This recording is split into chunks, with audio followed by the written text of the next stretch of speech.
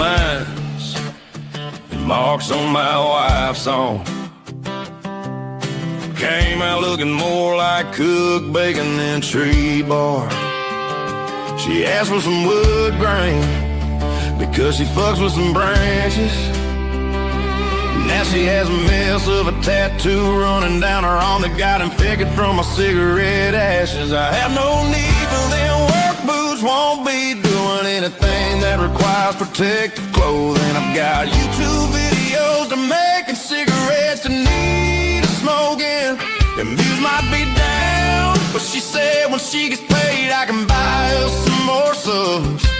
She believes in me, all out here grinding for the ones I love. I ain't passing up my chance to be famous or a shot at going viral. I'm OG Dagbon, the yellow motherfucking 40-year-old man-child.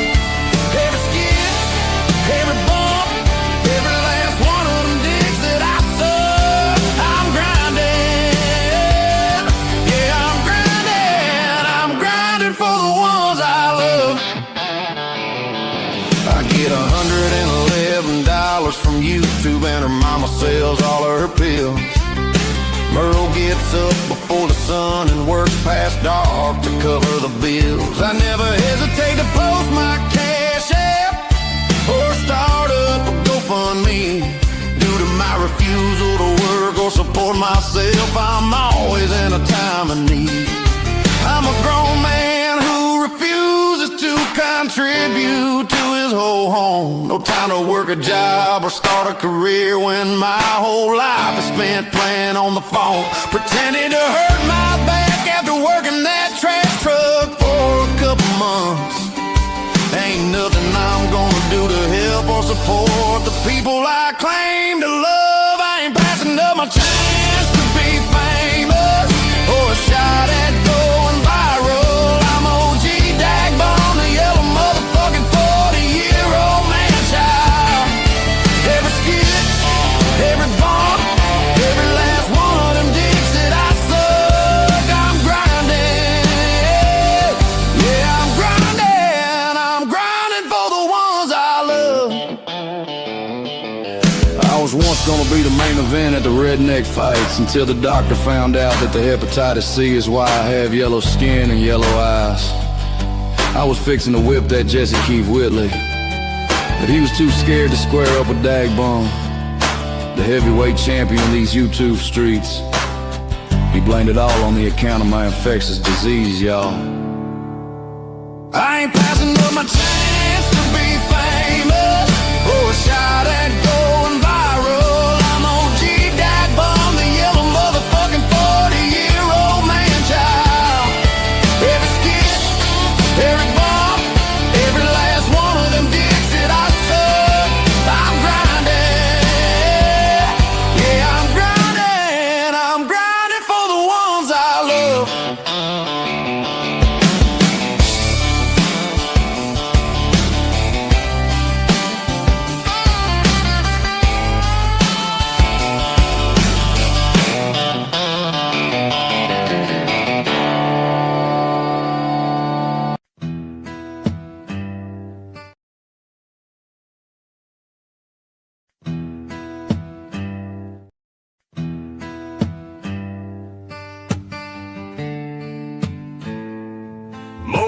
Mama,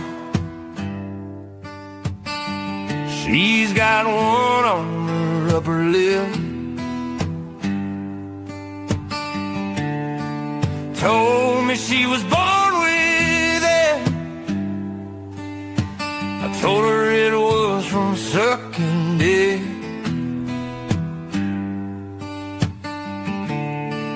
Took me to her bedroom and she showed me what she was working with. The smell, I couldn't deal with it.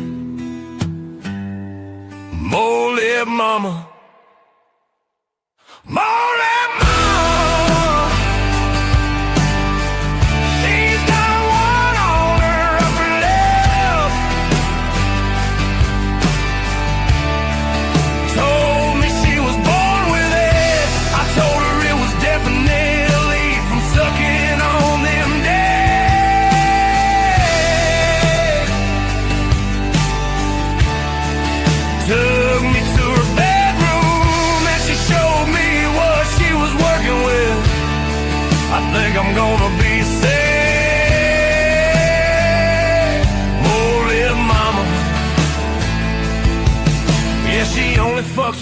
amongst friends, that's the way it's always been. You can see the mold from the front and the back end. Worse than a movie villain stole $3 million off her kid, and then she spent it all on a jobless drug addict. Fuck Johnny Gobble. More like mama.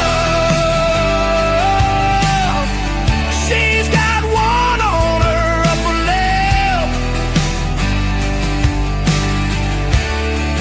Told me she was born with it. I told her it looked like the bumps on a dirty day.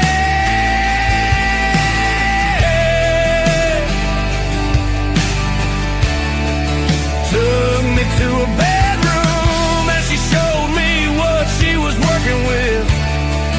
How does she not smell it? Molded mama. Her ex-boyfriend wears a squirrel suit.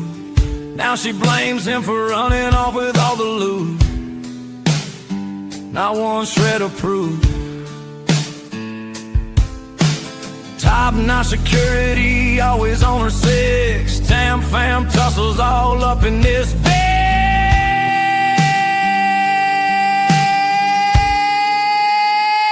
She's a molded mama.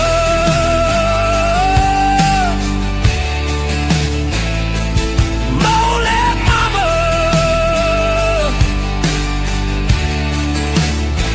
She's a molded mama.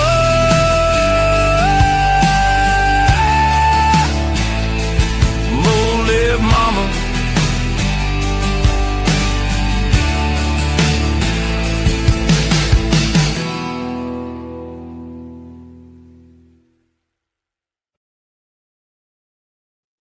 Good evening or afternoon, or it's probably just afternoon for most of you.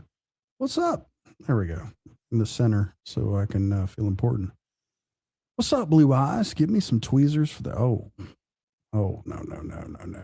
You wouldn't want to deface that thing. And any similarities to any people living or dead is strictly coincidental. By the way, what's up, Big Shy Redneck? Howdy. Mr. Game Changer says, happy, 250 years to America. Yes. We've been America for 250 years. And well, I mean, I'm taking credit for it. I was just born into it like everybody else. But yes, very important. I wanted to get this one in early tonight because, dude, it's been a busy ass weekend for me. And I do want some downtime to watch the fight. So that's what I'm going to do. We will get through this. If you don't know, this has nothing to do with you not, Jesus, fuck, dude. You can tell. Ultimate Fighting Championship. This is just the show before that. So just in case anyone clicks on this by mistake, I don't want you to be confused. So just doing it before Freedom 250. With that, hey, here's BB Newbuck. What's up, BB Newbuck? Happy Sunday. Let's get hard target wasted. I've heard little, I don't even give a fuck, dude. I honestly just don't give a shit about anything. Like somebody gotten, like, it's one thing I heard. Here's how I know about it. Johnny Gobble made a short about it. All right. So a dude who shoots dope in his neck is talking about some guy getting wasted. You know, I just don't give a fuck. What's up, Mud Daddy? Howdy, sir. This Tabitha, y'all get your 250 Rusty's where I work. We ship hello lot. Okay. Tease. I got you. Thank you, Tabitha. Pre-show, not a preview. There's the PSA. Yes, it's just a pre-show. It's before the show. That's what I'm after. Who all's in there? Ain't many people in there at all. What's up, Meg? My 11-year-old son just asked me who Mole Mama was. I guess you could probably, after history is written about everything, probably take on a whole different meaning. I'll leave that up to you to explain to your 11-year-old son.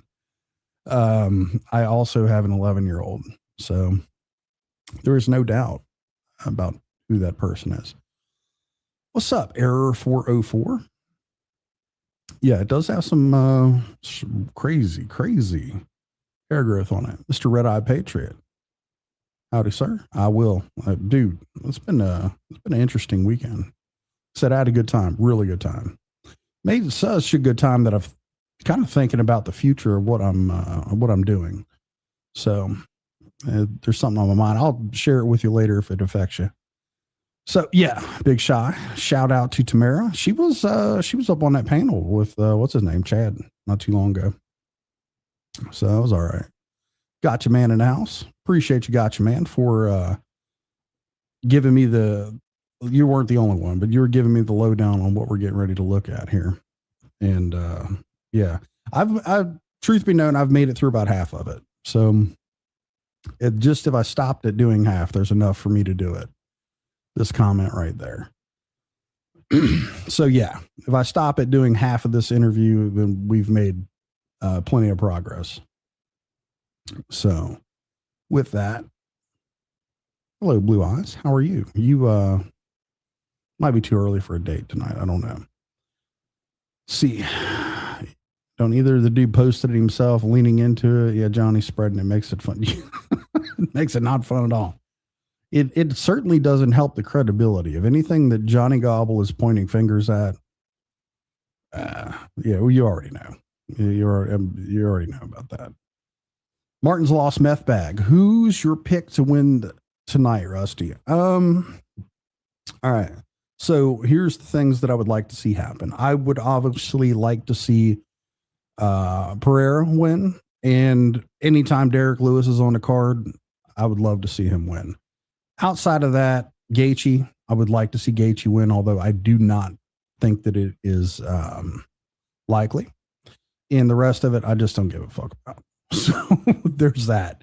There's like a 7-fight card. 3 of the fights I'm interested in. But does that help you, Martin's Lost Meth Bag? Speaking of Martin's Lost Meth Bag, if Martin ever gets off fucking meth, man, me and him can get together and do a political show. So that's all I'm waiting on to make that happen, by the way. Hello, Coon Ass. What up, everyone? What's up? Papa Crawfish in the house with the pump skins. Dropping on down. Jimmy Hell with the 2-bomb. No livers were harmed in this live from drugs. Well, you don't know. There might be somebody in the chat doing it up right. So you never do know. Appreciate the 2-bomb, sir. Thank you. Submitted Johnny's interview to what ally? Oh, AI lie detector, and it actually passed. Well, my free subscription was up after Johnny said his name was Johnny. Gotcha. Thank you. Is that even a thing? No, it can't be a fucking thing. Oh, Date is out of state on a business trip. So you were just hanging out with us tonight. Well, I'm glad we've got you all to ourselves. So thank you for hanging out with us.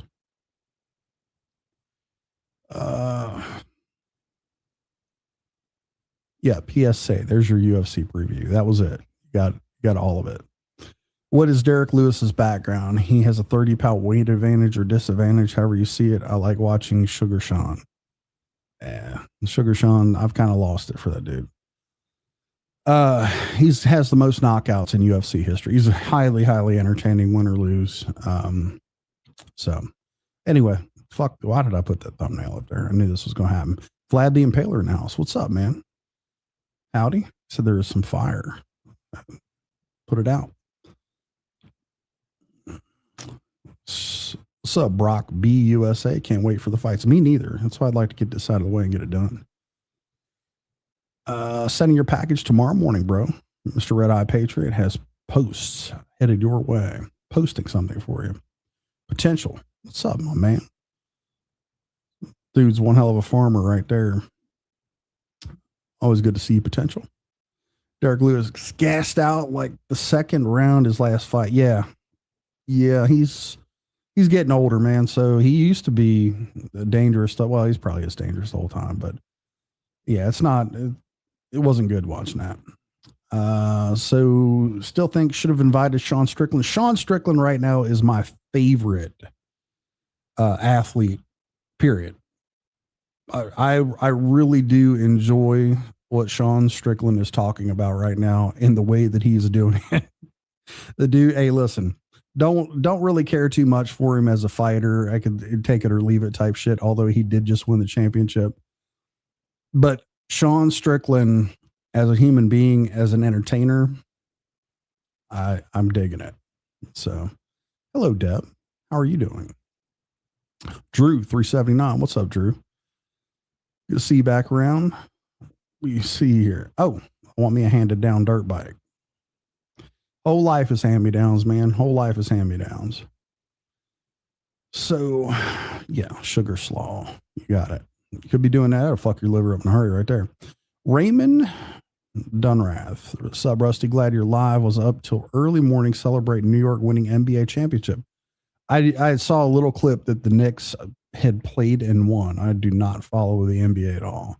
But hey, I'm glad it was a good time for you and glad you were able to celebrate it. Yeah. How is your pup, Mud Digger? How's going on? What's that? We'll wait for you to answer. Money on Lewis. It's probably a smart bet, man. It's probably a smart bet. Chicago West in the house. Howdy. Yes. This man right here has the arrowheads. It's a really cool dude, man. It's really nice stuff, man. I do appreciate the stuff you sent out to us, Red Eye. Oh, he's good but spoiled rotten. Well, then that's can't be any better than that. I don't know where that's up. What's up, Ready Randy? He's the man. I'll take it. Michelle, hello. How are you? NBA is the most rigged sports league in all of sports. I can't even speak on it. Sean is my favorite, but I wish he would quit with the don't pay attention to me because I'm a piece of shit. I don't fuck. Dude hits his shtick. He's got a jab and endurance, and that's in his attitude. That's pretty much what it makes him. Hello, Burton's fan, Jen. How are you?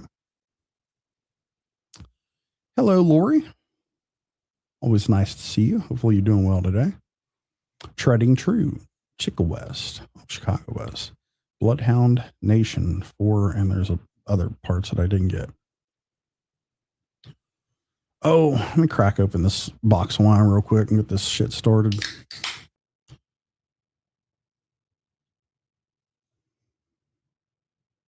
Excuse me.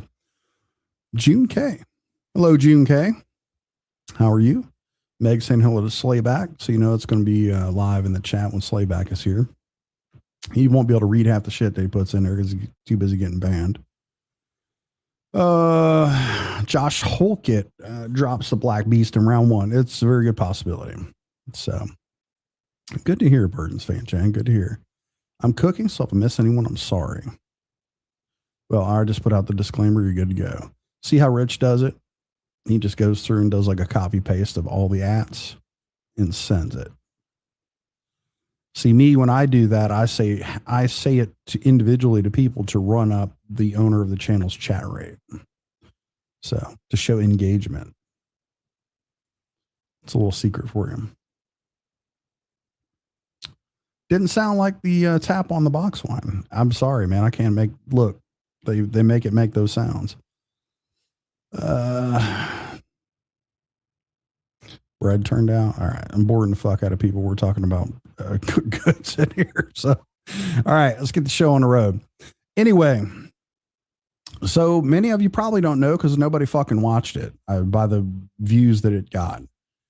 Johnny Gobble somehow was interviewed on his own channel last night. I don't know if I'm just missing the point of that, but it just seems a little weird to me. Like you would bring someone else onto your platform to interview you. Maybe I'm just making too much of that, but it seems a little strange to me. Fuck, I mean, it seems like some self-inflated dipshit stuff to me to have someone come and interview you on your own platform. People know you on your fucking platform, and the shit you're known for is not really interview worthy. So, let's see. Gotcha Man said he had it rough in foster care. His brother's got the new 4-wheelers and he got the hand-me-downs. Jesus Christ. Foster I was in was an old crazy drunk that would hit us. I'd take Durkee's 4-wheeler. Yeah, I think this, we'll get in ahead into that. I would love to hear about it, Michelle. I would love to hear about it, but I would never discourage you from chatting about your bread in the chat. I just don't think everybody else is going to be interested in it. So there's that. You know who else copies and pastes, right? I think he lives in Ohio. That guy. Well, Rich has got a crush on that dude if you didn't know about it. So, oh, there you go. Some of my fondest moments started with box wine. Anyway, old Fagburn. Hello, not enough. How are you? Very megalomania. Thank you. You're always coming in clutch with the terms. It's like a dinner invite, but when you get there, they say you need to cook for yourself. It's kind of strange, right? I'll come on and interview you on your channel. Yes, absolutely. Come and do that. I got to talk to you one time on panel after all these times, Christy Ann, and it was lovely and it was short, but I do remember it. And thank you for the offer. I don't think that I'm a very good interview, and I just don't have this inflated sense of self-importance that some of these fucking fucktards I have on here. It's really stupid. But anyway, that whole deal with B Rapper, who is a bit of a moron. I've said it once and I'll say it again. When I hear the B Rapper name, I think of he went on Triple T's panel and told everyone that he believed Zanime was created by the Russians to confuse Upchurch or some shit. And it started and ended right there for me. And he was dead serious. It wasn't a fucking troll. So, tread and true. Thank you. Appreciate that. Yes. B Crapper, that guy. Anyway, so there's this interview. Nobody fucking watched it. Johnny has yet another iteration of his story, is what I'm trying to get to here. There's another iteration of the story that he's going to give us, and we will go and sit through it and listen to it. And I'm going to point out the obvious shit that a lot of us Johnny Gobble historians are already aware of. He's a fucking liar. So, yeah, I heard it one time. That was all it took, man. That was all it fucking took. So with that, let's get into this. I did have to, obviously, every Johnny Gobble video, I do have to do some doctoring and work on. So there's that. Sub Dino. Yeah. The hell is this? Can't believe that guy is anti-drugs and not in recovery. Yeah. He lies about everything. So do the best of it to preserve the video in its entirety, but here you go. So the mods, do your job, and if you see anything that's unreasonable, get that out of here.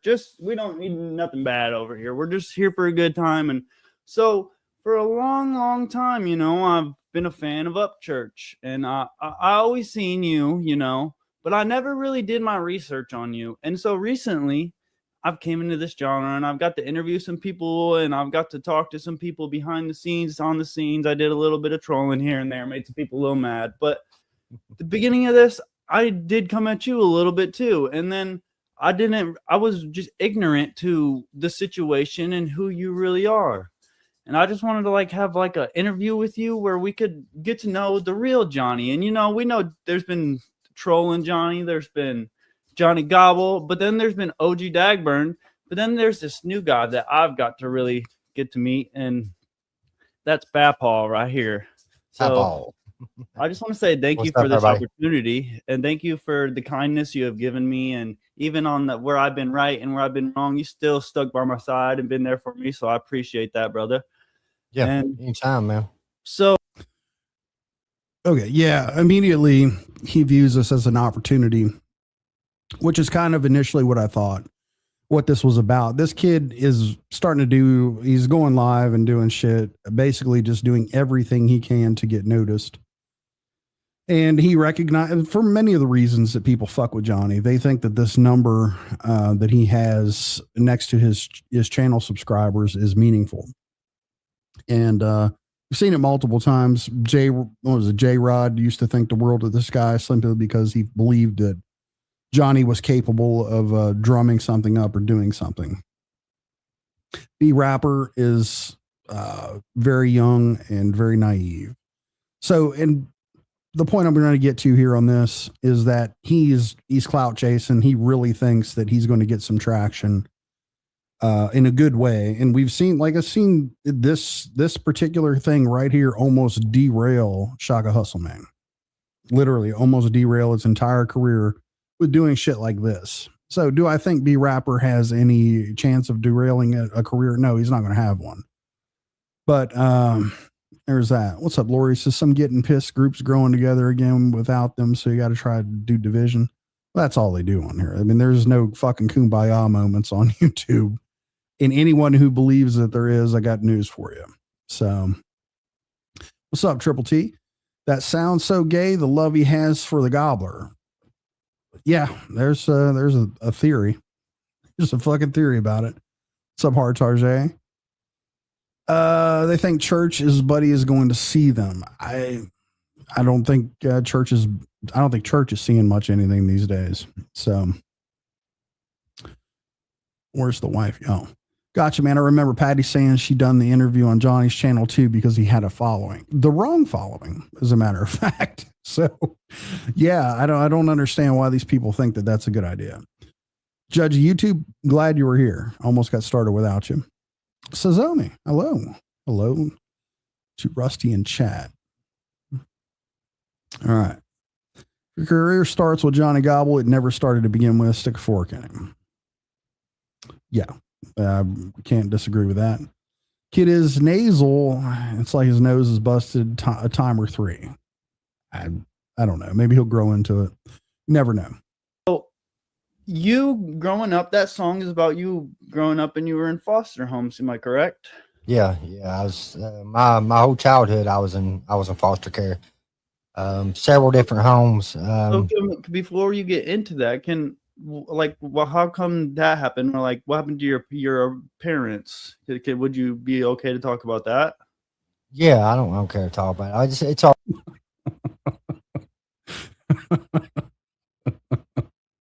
All right. We've discussed the parents. I think the last live stream I did, and had some involvement of the parents. So let's see what this story looks like this time around. Sorry, out here. My father molested all of my siblings and me. So we was placed into foster care because of my biological father. Mm-hmm. And then what about your mother?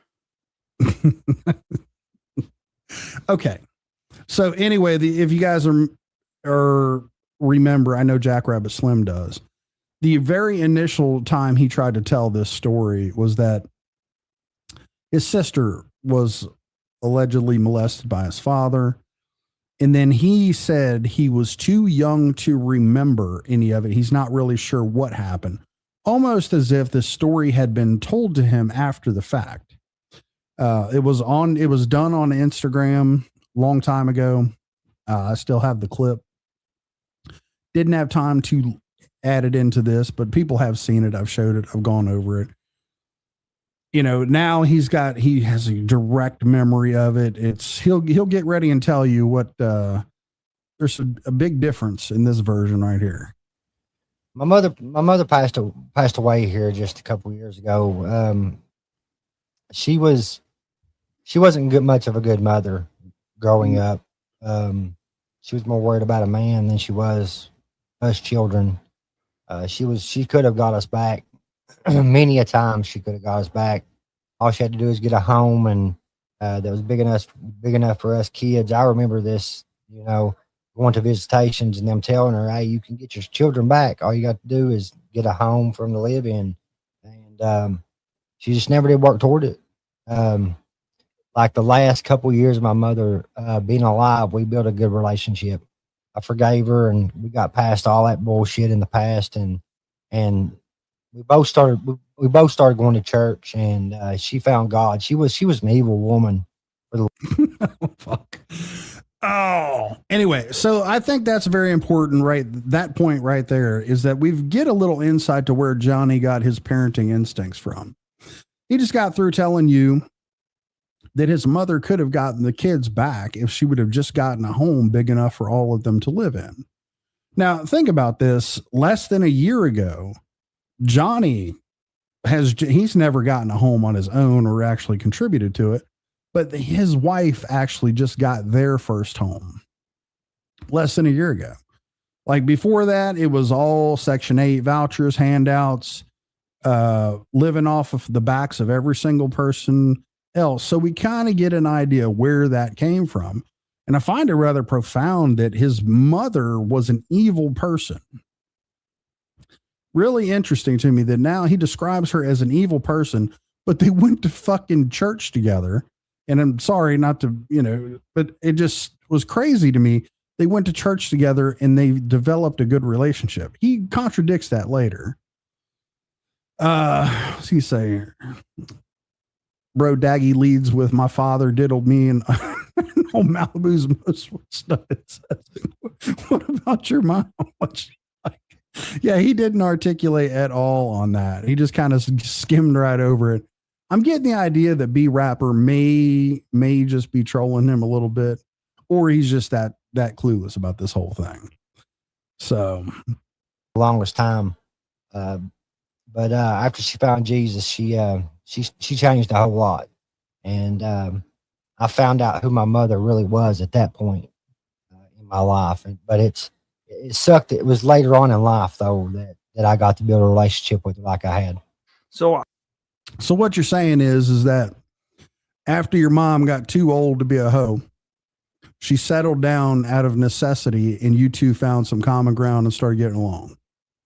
Those are your words. Basically, the way I'm interpreting them is that she was more worried about a man and couldn't keep you guys in home and all that shit. She was an evil woman, but as she got older, she's too old to go out hoeing, so she made some time for you. I'm glad you got to have that with her, Johnny. You got to find out who she really was later in life. How old were you when you went into the foster homes? I was just 4 years old. You were 4 years old when that had happened, and you had got taken away from your father and your mother. Were they still together when that happened, when you got taken away, and your sister? Yeah, they were still together, yeah. Okay, so and then you went, how long, when going, I'm not really too sure how foster care works. So did you just go to a home that had a bunch of kids at it, or? Wait a minute. He said he was what, 4 years old, right? I don't want to roll this back too far, but I do. It sucked. It was later on in life though that I got to build a relationship with her like I had. So how old were you when you went into the foster homes? I was just 4 years old. You were 4 years old when that had happened, and all right, so keep that in mind, because it's a stark difference between what he described in that Instagram live, saying that he was too young to really remember anything, and being 4 years old, right around your earliest childhood memories are going to be right around 3. The things that you can remember. That kind of told me that a lot of this stuff was just spoon fed to him later on. Maybe somebody was making an excuse for some shit.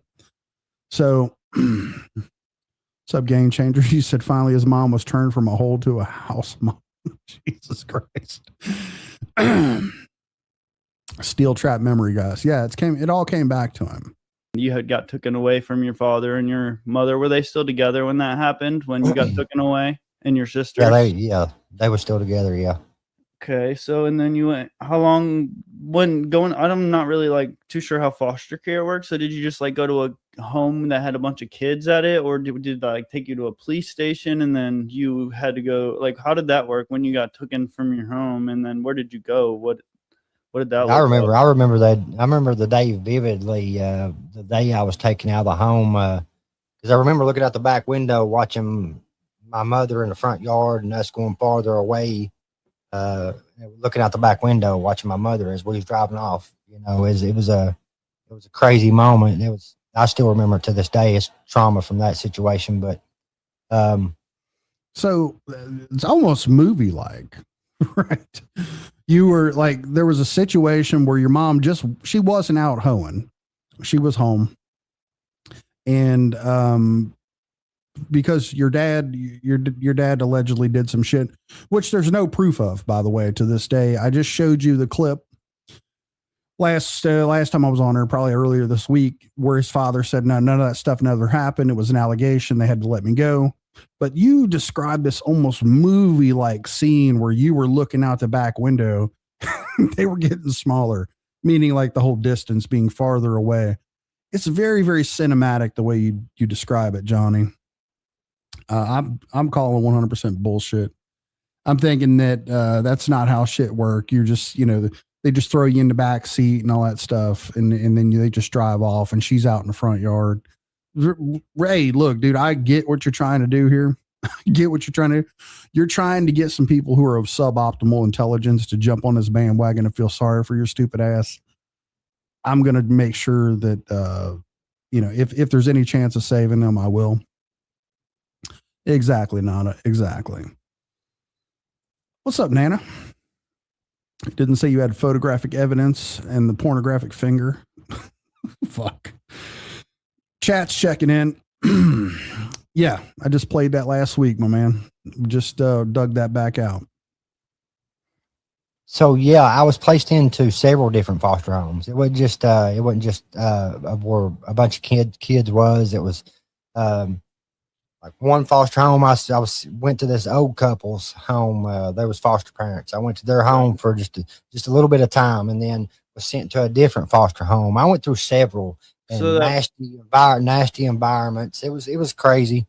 Did you ever have like a home where it was like you finally had some stability and you had people that were there for you, and you like when you came home? I don't know. Were you in school at the time, or did you? Yeah. I was in school. So I thought the family that adopted me was going to be those people, but I come to find out they was just more worried about the money that they was receiving.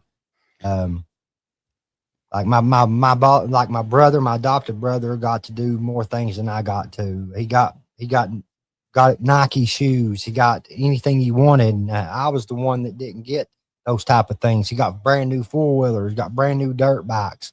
I always got the hand-me-down shit from him.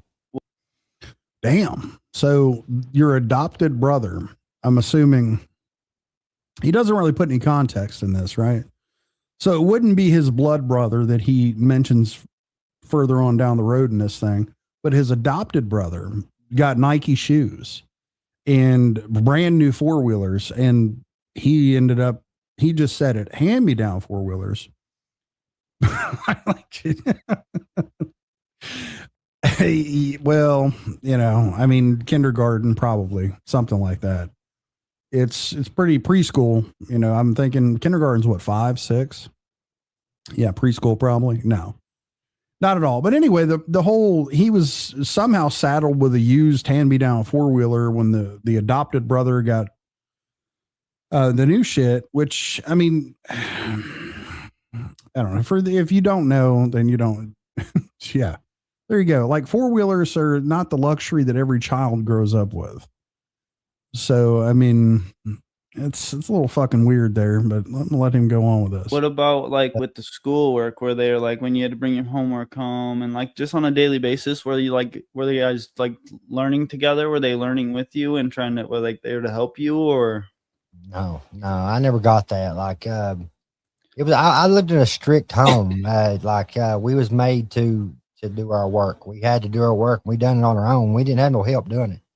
So, we had to do our chores.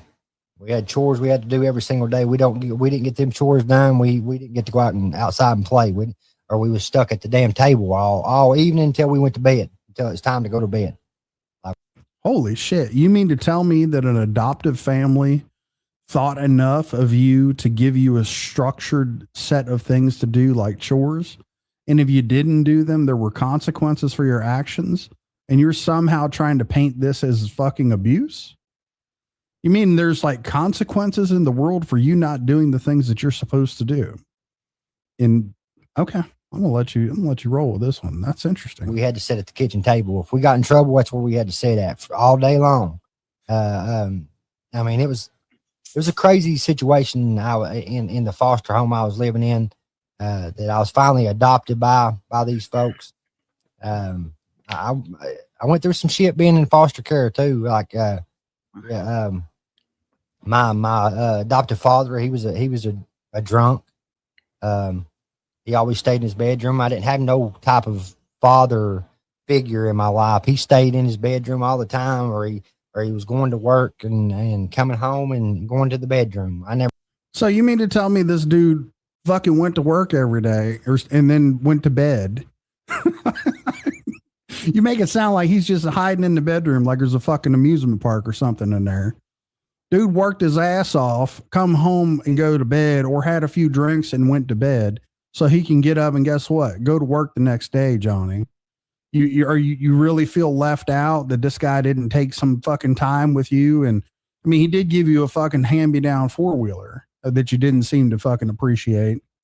So, you know, I mean, I'm not really sure what you expect from the man. It was never show me how to fish, no, show me how to do this, play football. I never got none of that. I learned through friends and stuff how to play sports and stuff like that I gotten into. Well, Yeah. Do you think your dad's supposed to go out there and teach you fucking how to tackle somebody, you fucking dipshit? That's where you sign up on the fucking team and you give a hit, you take a hit, you learn how to do it that way. We gonna be out there fucking, you know, doing drills with your fucking parents in the front yard. Come on, man. This shit. I mean, I can't believe like this normal shit that a kid would figure out on their own just through growing up, like participating in sports. You know, the camaraderie and the character that shit is supposed to build. Oh, poor Johnny. Nobody took him by the fucking hand and showed him how to play football, y'all. What in the absolute fuck is this shit? were you still allowed to like go around town and hang out with your friends and stuff? Did you have like a group of friends that you were like hanging out with back at then, or?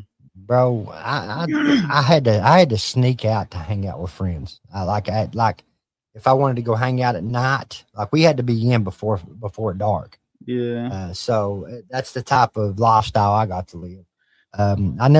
You had to be in before dark and you had to sneak out. If you wanted to hang out at night with your friends, the structured parenting environment that was provided to you by this foster family to keep your stupid ass off drugs and out of trouble, like they would normally like not want you out wandering the fucking streets at night, underage. That's just good parenting, right? You had to sneak out.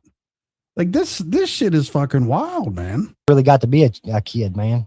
I really didn't. I snuck out a couple of times, got caught, and I got sent to a boys' home for the last 2 years of my adult, like my childhood into my adulthood. So you snuck out and got caught in the family who tried to provide structure for you and used four-wheelers. They got tired of dealing with your ass and sent you off to a boys' home. But keep in mind, under the way you interpreted it was, they were just doing all this stuff for you for the money. So at some point in time, they just decided to forego the money because your dumb ass was sneaking out every night to the point where they couldn't deal with you anymore, because what else are you going to do? They know that it's a liability to have custody of you and have you doing shit at night because you're going to get in trouble. So what did they do? They're like, hey, listen, we've tried to give this kid everything we could to give him a good home and show him what all the things he needs to become a productive fucking adult. The structure and the groundwork that it takes to do that by teaching discipline and consequences and shit like that. He doesn't listen. He sneaks out. So there's nothing else we can do with him. By the way, we don't need the money anymore. By your own admission, Johnny, they couldn't do anything with you because of what we see of you today. We see what you are today. You're a fucktard. To this day, you're a 40-year-old man-child who does not deal well with consequences or structure. Imagine that. And you're somehow trying to paint this as some kind of a victim story? That they sent you off to a boys' home because they ran out of options personally trying to show you love and structure and what a family is supposed to be like? Oh boy, cry me a motherfucking river. I seem to remember someone telling us Johnny was always holed up in his bedroom. What kind of kid said that? Jacob. Yeah. Well, he was in there shooting dope in his fucking neck. Exactly. What a fucking loser, man. Oh yeah. Hey, look.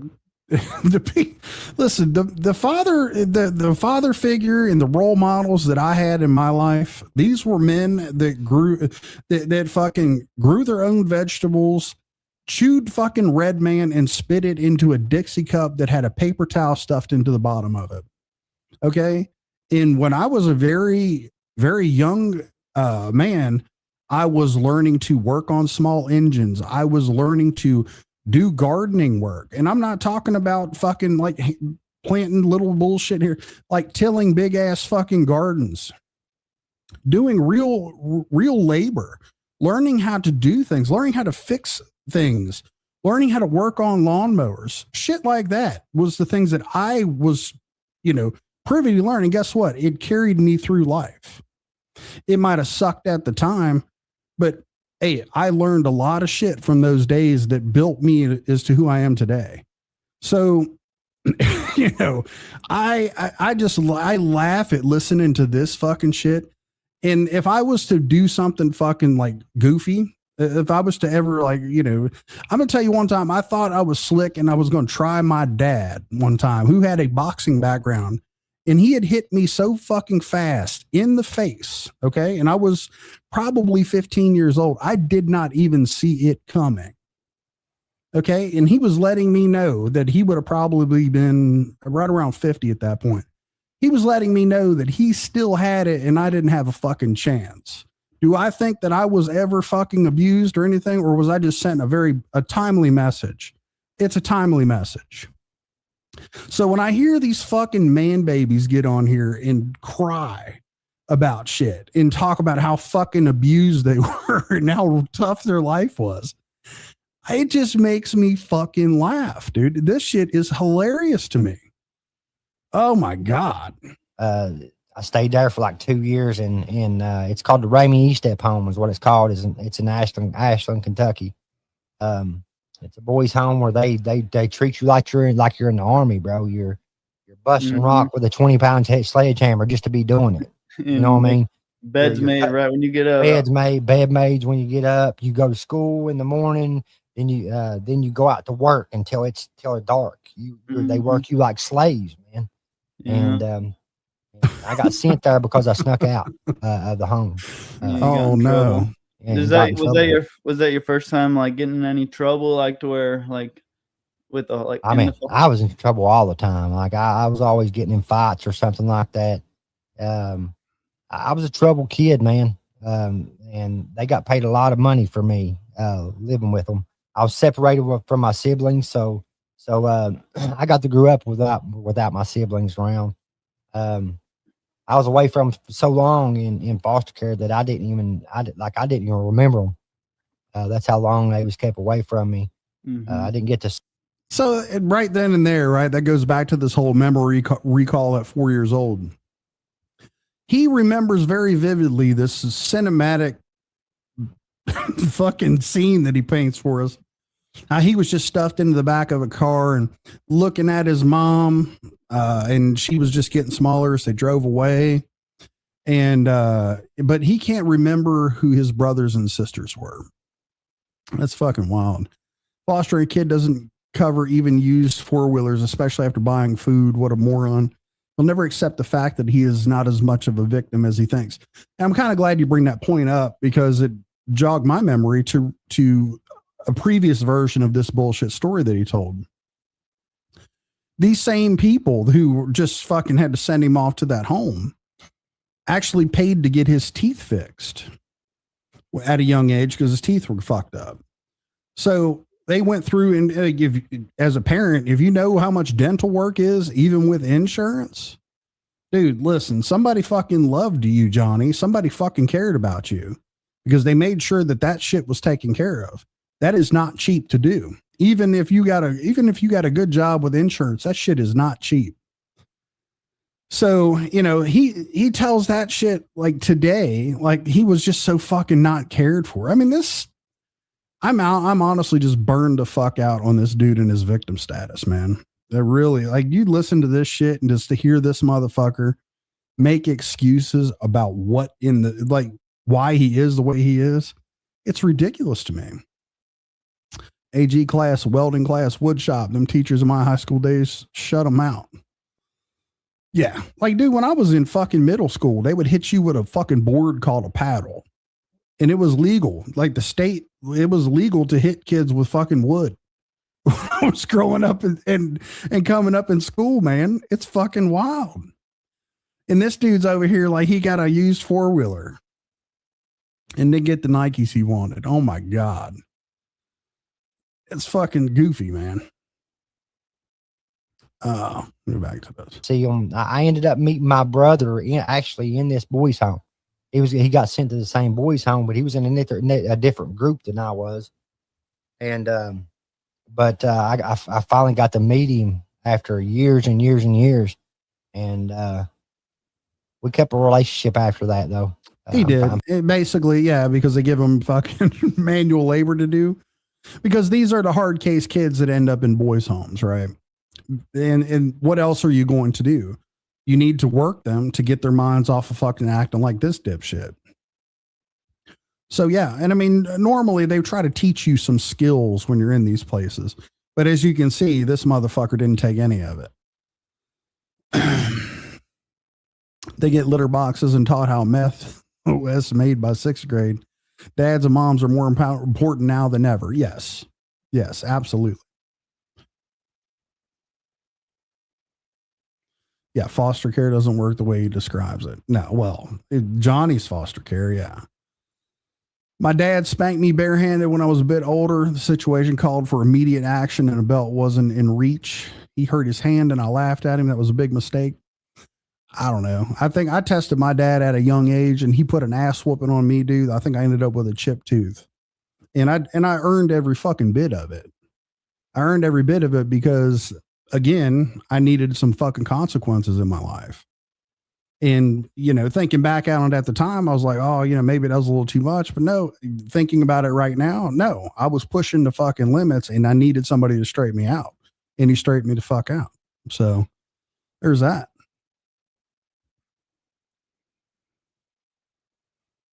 Happy of that, but that's cool. That he's your blood brother.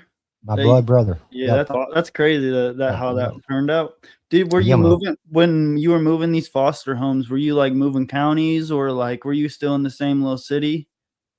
Yeah, it was different counties. They would send me. T-Dan with the two bombs. Sorry. I'd like to know why he was separated with his siblings. Well, you're never going to get the truth because he's too busy muddying the story up. I would probably, here's what I would think is that, you know, there may have been too many of them. Who knows? Or maybe he was just such a hard case is that they probably tried to put him with them and then, you know, it didn't work out. So then, you know, it just, there's really no telling. The variables are there. You could try to ask him that question, but as we bust him in lie after lie after lie, I don't think you'll ever know the true story. Yep, the fish is tried, but what do you do with a kid that steals the same $2 every day? Exactly. There in the surrounding counties, it's like a like a tri-state area or whatever they would send you to. It could be in Johnson, Louisa, Floyd County, or McGoffin County. It's like 5 different counties. I went to several. I went to all of them. Did you graduate? Yeah, I graduated high school. Play, Yeah. Did you play any sports in high school? Yeah, I played football. Or throughout school, like in your younger ages? I wished I would have played baseball more in high school, but I played football mostly. Yeah. Yeah. Were you in any like band or choir or anything like that?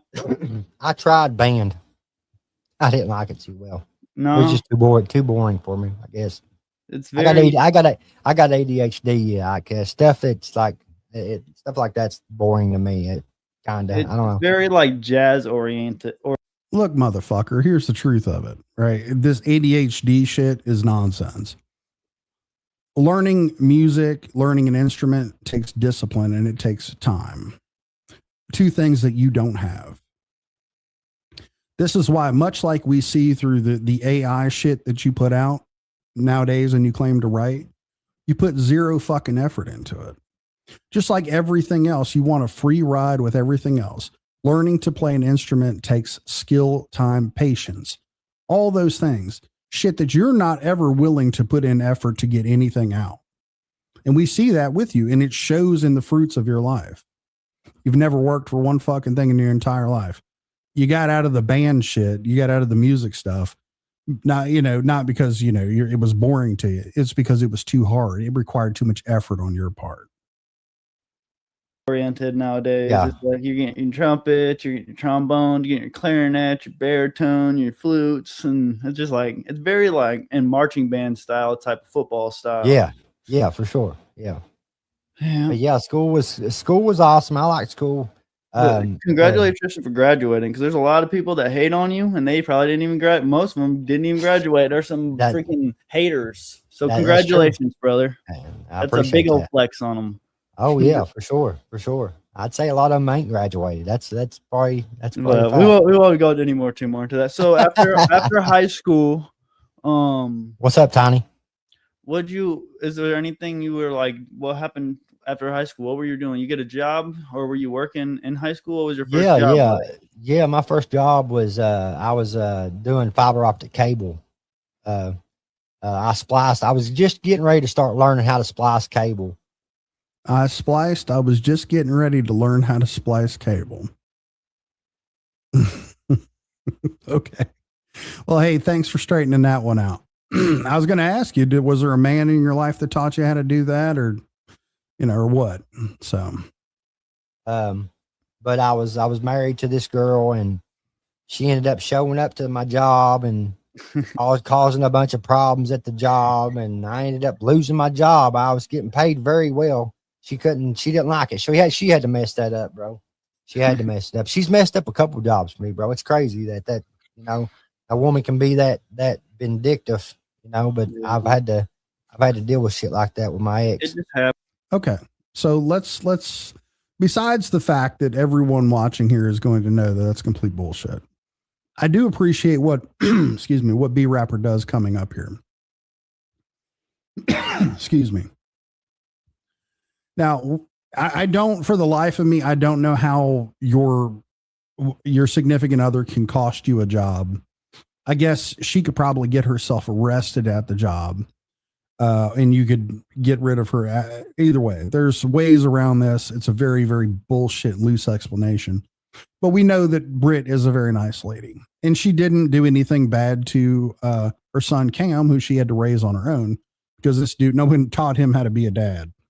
So sorry, Cam, but no one taught him. So you had to do what you had to do. You're on your own. But I like what he does coming up here. Let's check it out. Yeah, for sure. You got them women. They can't let go of you, bro. But sometimes it could be the dude too. It's not just women oriented. It's just sometimes people flip switches them, and if they're like very stuck on having you, but you can't just have somebody if they don't want you. Like right. What up, Ashley? So, man. So, what kind of music did you like around when you were growing up? What were you listening to? Country music mostly.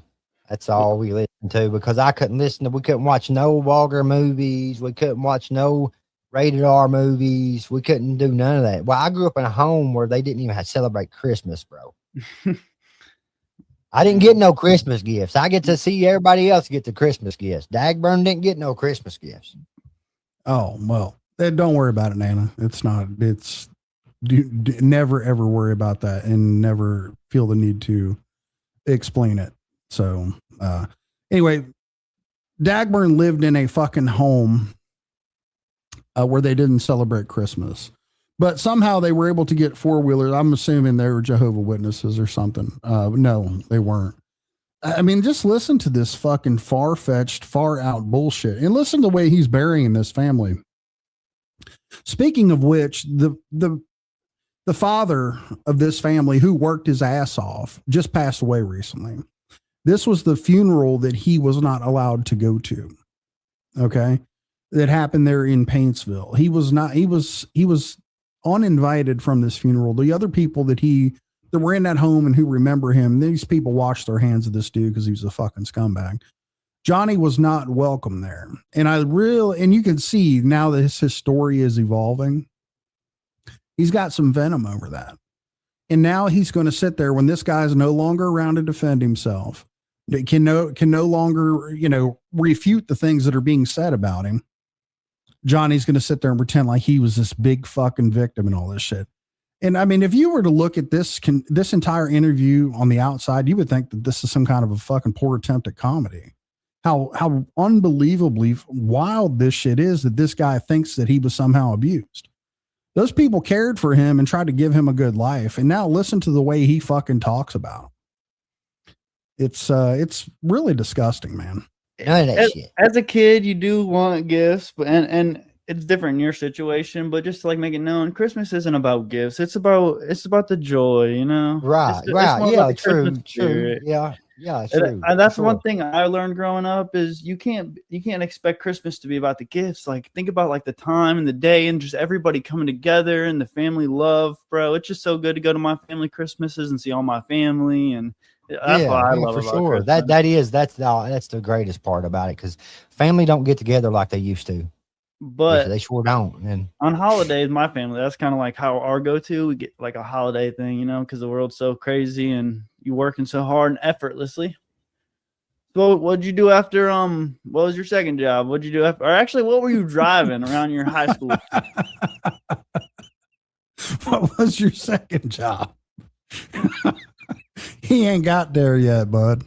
He ain't got there yet. And yeah, he knows somewhat about this. I think this is a bit of a soft troll here. Hello, everybody. This guy's so full of shit. Ramey Home is full of trade school opportunities for them in many fields, unless you're a lazy fucker. Thank you, Pat. Thank you. You must be local, somewhat local then. Yeah. Many of these schools, in order, the boys' homes and shit like that, they have to have trade programs for state funding. It is just the way it works. They try to teach you skills and trades because you're falling outside of the bell curve of learning. And they will give you other forms of structure to try to make you somewhat fucking useful in society. He rejected all of it, but thank you for that comment.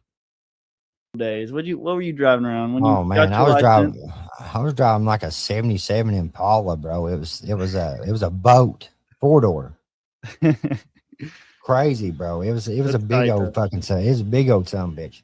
It's But yeah, and then great. my second vehicle, I ended up getting it was an 86 Toyota four-wheel drive. That was my favorite. That was probably my favorite vehicle.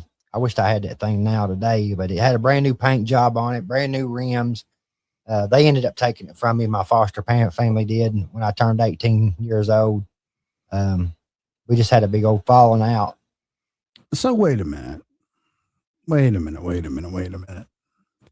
had a 77 Impala 4-door. So horrible, just this big boat. Cars were just bigger then. Then this little Toyota 4-wheel drive truck, they end up taking it from you. Now, I'm going to have to go and assume something here because you didn't put any context into this. Did they also provide this truck for you, Johnny? Was there maybe some expectation of you to be a productive young man in order to have this truck that they end up taking away from you because of this falling out? I would assume that that's the most likely scenario, but you didn't put it that way. I wonder why. Like, they kicked me out as soon as I turned 18. They wanted a settlement that I was getting. I was in a car accident with my adoptive father. I was in an accident with him, and I didn't even know it, but I had like $15,000 sitting in the bank waiting on me when I turned 18. I didn't even know. Yeah, thank you for bringing me back to that, Big Shy. Can't believe the foster home wouldn't let us watch vulgar movies, and especially with sexual assault victims. Yeah, no shit, right? There's a reason why movies have R ratings on them, and for, like, I think it's like 17. You have to be 17 years old to watch many of them. There's a reason why those ratings exist, Johnny, but you wasn't allowed to do none of that or run the streets at night, right? I was getting it.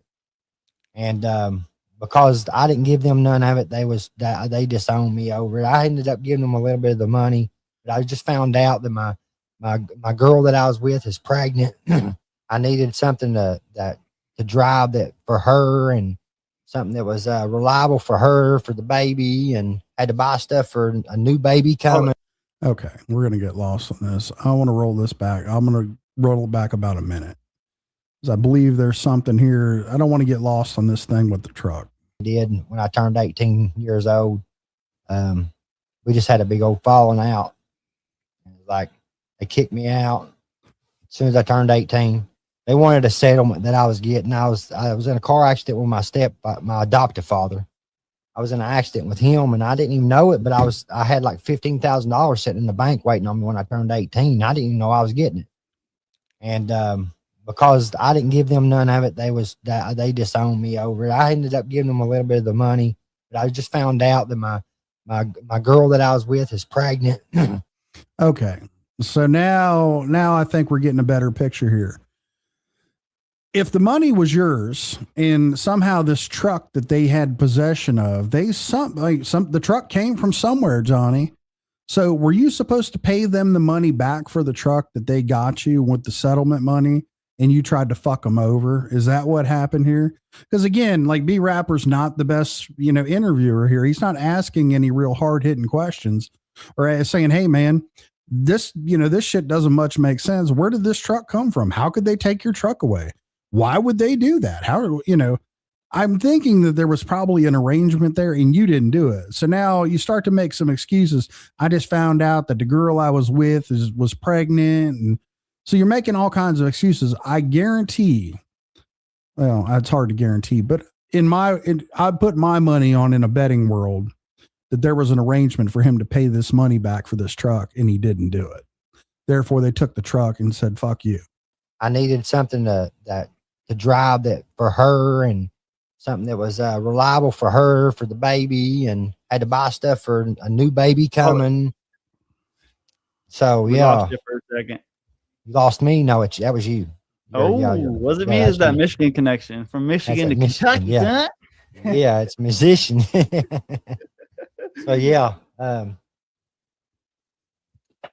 Life's been crazy for me, bro. I ended up getting on after that. I ended up getting on drugs real bad.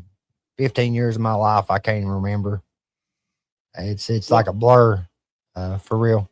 That girl you were with in high school that you said you were married to, or not in high school, but you said you were married to her when you were like 18? Yeah. How long were you with her? Couple years. Did you have couple kids? years? You have kids with her? Yeah, my son was with her. All right. Before he drags us down to whatever the fuck this is.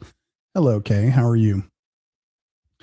So interestingly enough, that you would think that that his ex, right, who is a Brit, made him lose his job, that once those two were separated, like he has no excuse for the 18 years of unemployment post Brit, but yet she was the reason why he lost the good job where he was almost going to start splicing fiber optic cable 18 years ago. But he has no excuse now for the 18 years of unemployment that he had after that. So there's some big holes in this story, B Rapper. This is where you should have said, so, okay, man. So now that you got her out of the way, what kind of jobs did you have after that? I've got 2 blood kids, and then I have a kid now with my new wife. My wife. He's got 2 blood kids. Now he's got a kid with his new wife.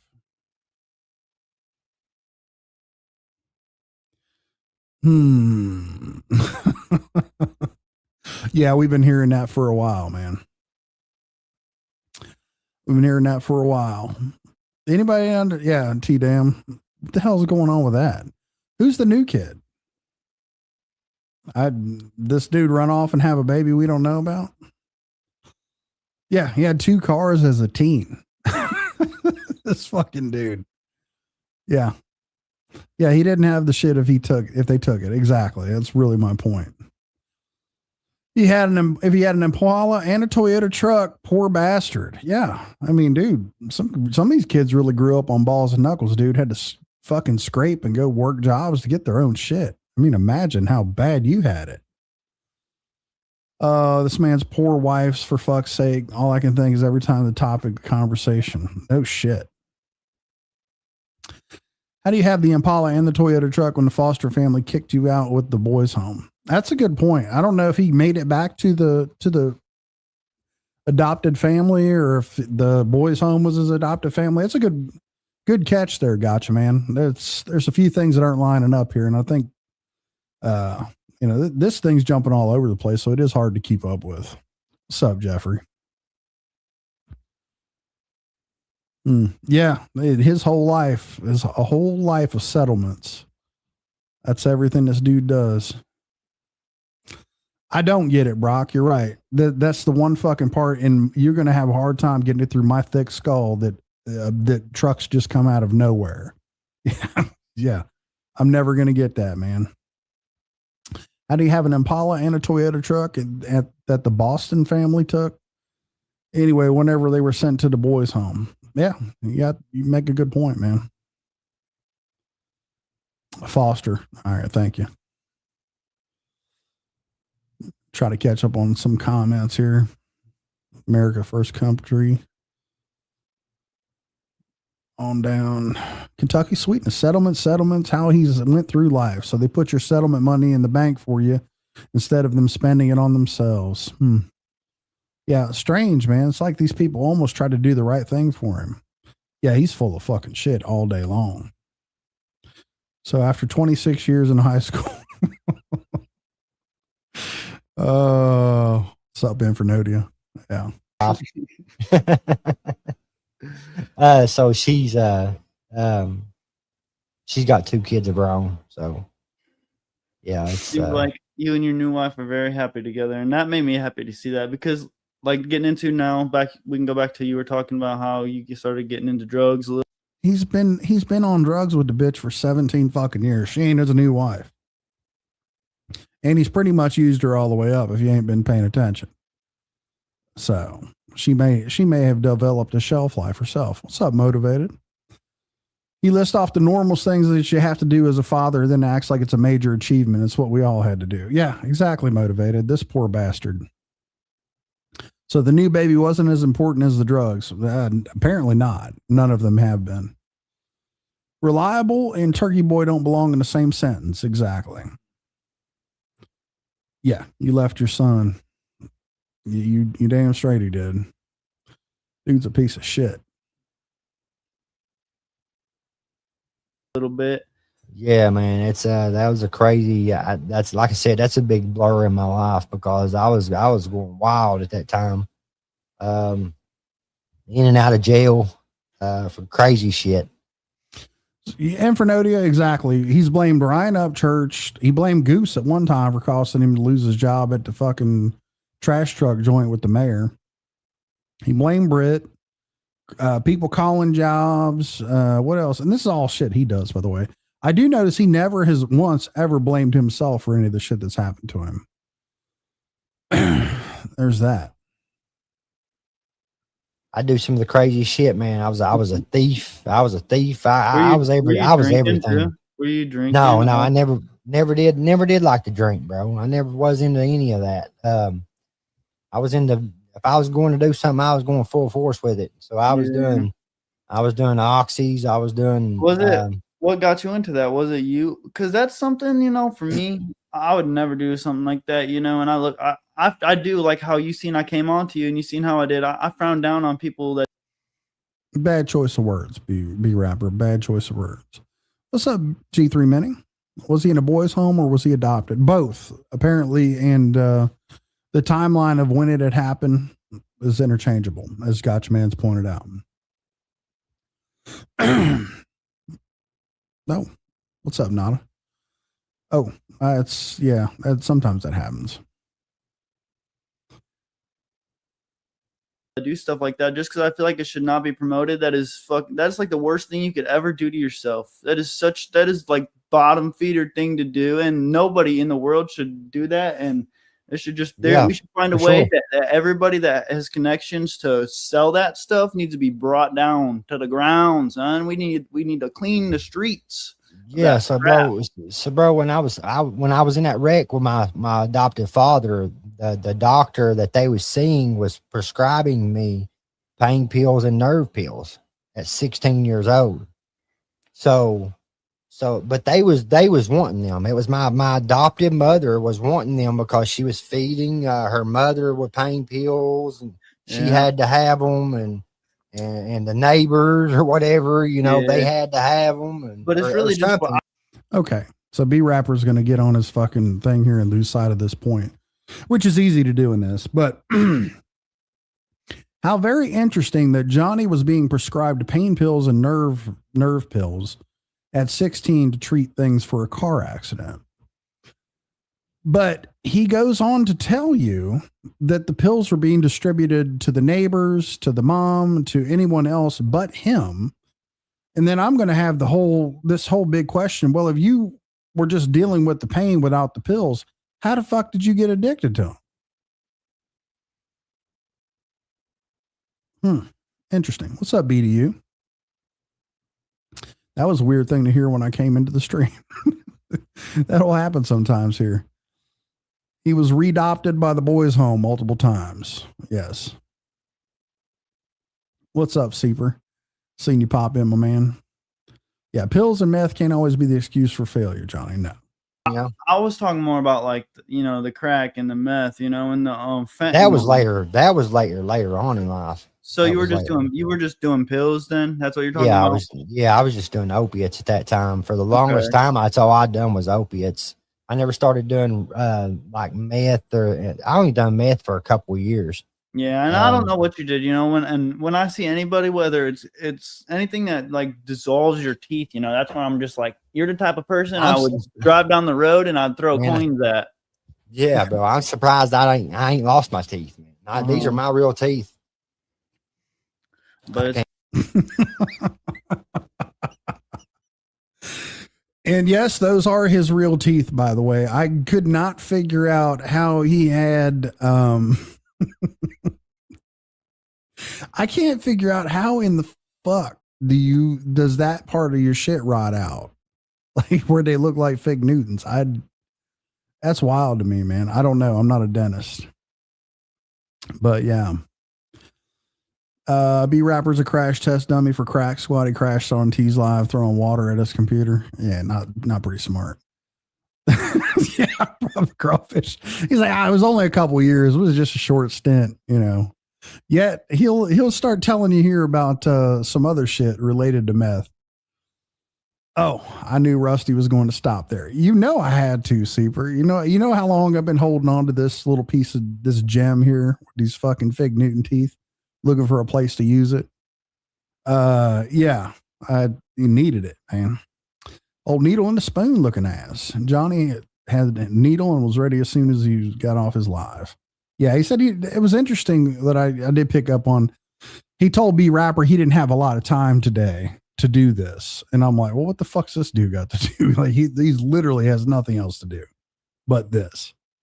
So I can't believe I ain't lost mine, but that's just crap you don't need in your life, bro. And your life can just has, from what I've seen, you have just got, you thickened up, you know, you have seemed like a more positive person. You've been able to deal with the hate way better because you get a lot of hate. A lot of people bring a lot of hate to you and you deal with it very well. yeah, man, that's because I went through it long enough. But the drugs, man, I don't know what I was going to say with that. I was going to say something. I lose my train of thought all the time. Go like ahead, I told you, I have a whole book of questions here too, but that I want to ask you, and we might not even get into all of them. And I do want to do another because I don't know. You said you don't have like too much time today. We're only 20 minutes in right now, but you know, yeah, I'll ask you one of these though. Some of them are hard though because I was watching videos writing them down. I'm not no professional, but actually, yeah. Just ask me anything. Ask me anything, bro. It don't matter. Are you a Christian? Yes. Do you go to church? I don't go to church. I believe that a person don't have to go to church. You can have church right in your home. You can. All right. So if you guys remember, as soon as they moved to the town that he's in now, Prestonburg, he went to the church and stuck a camera in everybody's fucking face filming videos. Anybody recall that? Where he was walking around the church filming people at church. I guess that didn't go over too fucking well. So, because he hasn't been back to the church since that happened. Remember when he put on Ryan Upchurch's fucking pants and went to the church and took videos of all the people at church? Now he don't go to church no more. He doesn't go to church. He believes you can have church in your home. So that kind of tells you what happened there. Yeah, he's home churched, and I do believe you are correct. Have God in your I'm life. very, I'm very I agree with spiritual. that. I'm very spiritual because that's where I've had to lean on the Lord and lean on God in my life because that's what saved me, bro. And a lot of people don't like talking about God and all that because I don't know. There's a lot of demons in this world, bro. A lot of demons in this world, and I've seen it. I've seen it with my own eyes. You know, like that song right there. I've seen the demon in my mother's eyes, bro. In my own mother's eyes, I've seen the demon, bro. I've had to face the demon, you know, face to face, and so I understand. You know, it's crazy, man. I believe in the Lord, and there's spirits. There's spirits in the world. There's bad spirits. There's good spirits. I believe in all that. What originally led you to going from doing just opioids to like, okay, I'm gonna go and is it the people you're hanging around to doing, I don't know if you said it was meth or whatever you went to doing that harder shit? Because you were teeny tiny skinny, like I'm a skinny guy, but God made me a skinny guy. I can eat as much as I can. But I just got off of stuff when those videos started being made. okay. He just didn't even answer the fucking question. And B Rapper is kind of a dipshit for asking it. So generally, what happens to people on opioids when they can't get opioids? What do they move on to? Well, they can't get it in pill form anymore, so they moved on to the street version of it. That's how people move that way. But Johnny wasn't. I don't think he's going to answer that question. Is he just going to skate right over? Just had gotten off of stuff by then. Mm-hmm. I've been clean for 6 years. That was 5 years ago when those videos started coming out. I'm pretty sure it was 5 years ago. And a lot of people just recirculate them, and they talk like they'll bring you on, they'll talk about you on their channels, and then they'll just bring up this video, and then their community goes back to hating you again. You know what I'm saying? So it's like a bipolar effect of like love, hate, love, hate, love, hate, love, hate. And that's why I really wanted to do this interview, because you've changed so much, and the amount of fucking ways these people drag your name through the mud is ridiculous. When you're just dad now. Like I said, I think we should rebrand your name to Papaw. Whoa. All right, B Rapper. What the fuck, man? Let's get this straight, man. You're putting out false shit right now. No one ever stopped fucking thinking of Johnny Gobble the way that Johnny Gobble deserves to be thought of. And I'm not going to use the word that you throw out there. People come by and watch these videos to reaffirm why they feel the way they feel about Johnny Gobble. He is a piece of shit. He deserves nothing but contempt. He earned every bit of it. And he gets on here and tries to rewrite history is what he does. He pretends like he didn't say or do things. He used to be able to just take the video down and tell you a different version of the story, but then somebody beat him at that game. So let's just keep it 100 here. Like, not like this interview fucking matters. That thing's already washed. Dude, this motherfucker is a grimy, slimy motherfucker. He has enough opposite of love floating around him that people who fucked with Ryan Upchurch quit fucking with Ryan Upchurch because of him. That's how what kind of a force that this dude has garnered from the universe. That, like, you know what? I used to fuck with church, but now that happened. Fact check that. Yo, OG Papaw. OG Papaw. Because they OG Papaw. Dagburn's been ran through the mud so much, we just restart. Yeah, man, that's true, man. I ain't even the same person I was a year ago, let alone, back then. Mm-hmm. Back then, like I'm still going through psychosis from the drugs that I just came off of. Psychosis. What was that? You froze up. That was crazy. You froze up. It was like, and I don't know what you said. I said psychosis. Oh yeah. Now think about this. Johnny has adopted everything about everyone else's story. Now think about this. Johnny was still in psychosis from the drugs he was on back then. He never heard the fucking term psychosis before in his fucking life until we saw it get put on a very big stage and a very big platform and start getting shoved into your face. Like, yeah, now he was in psychosis, y'all.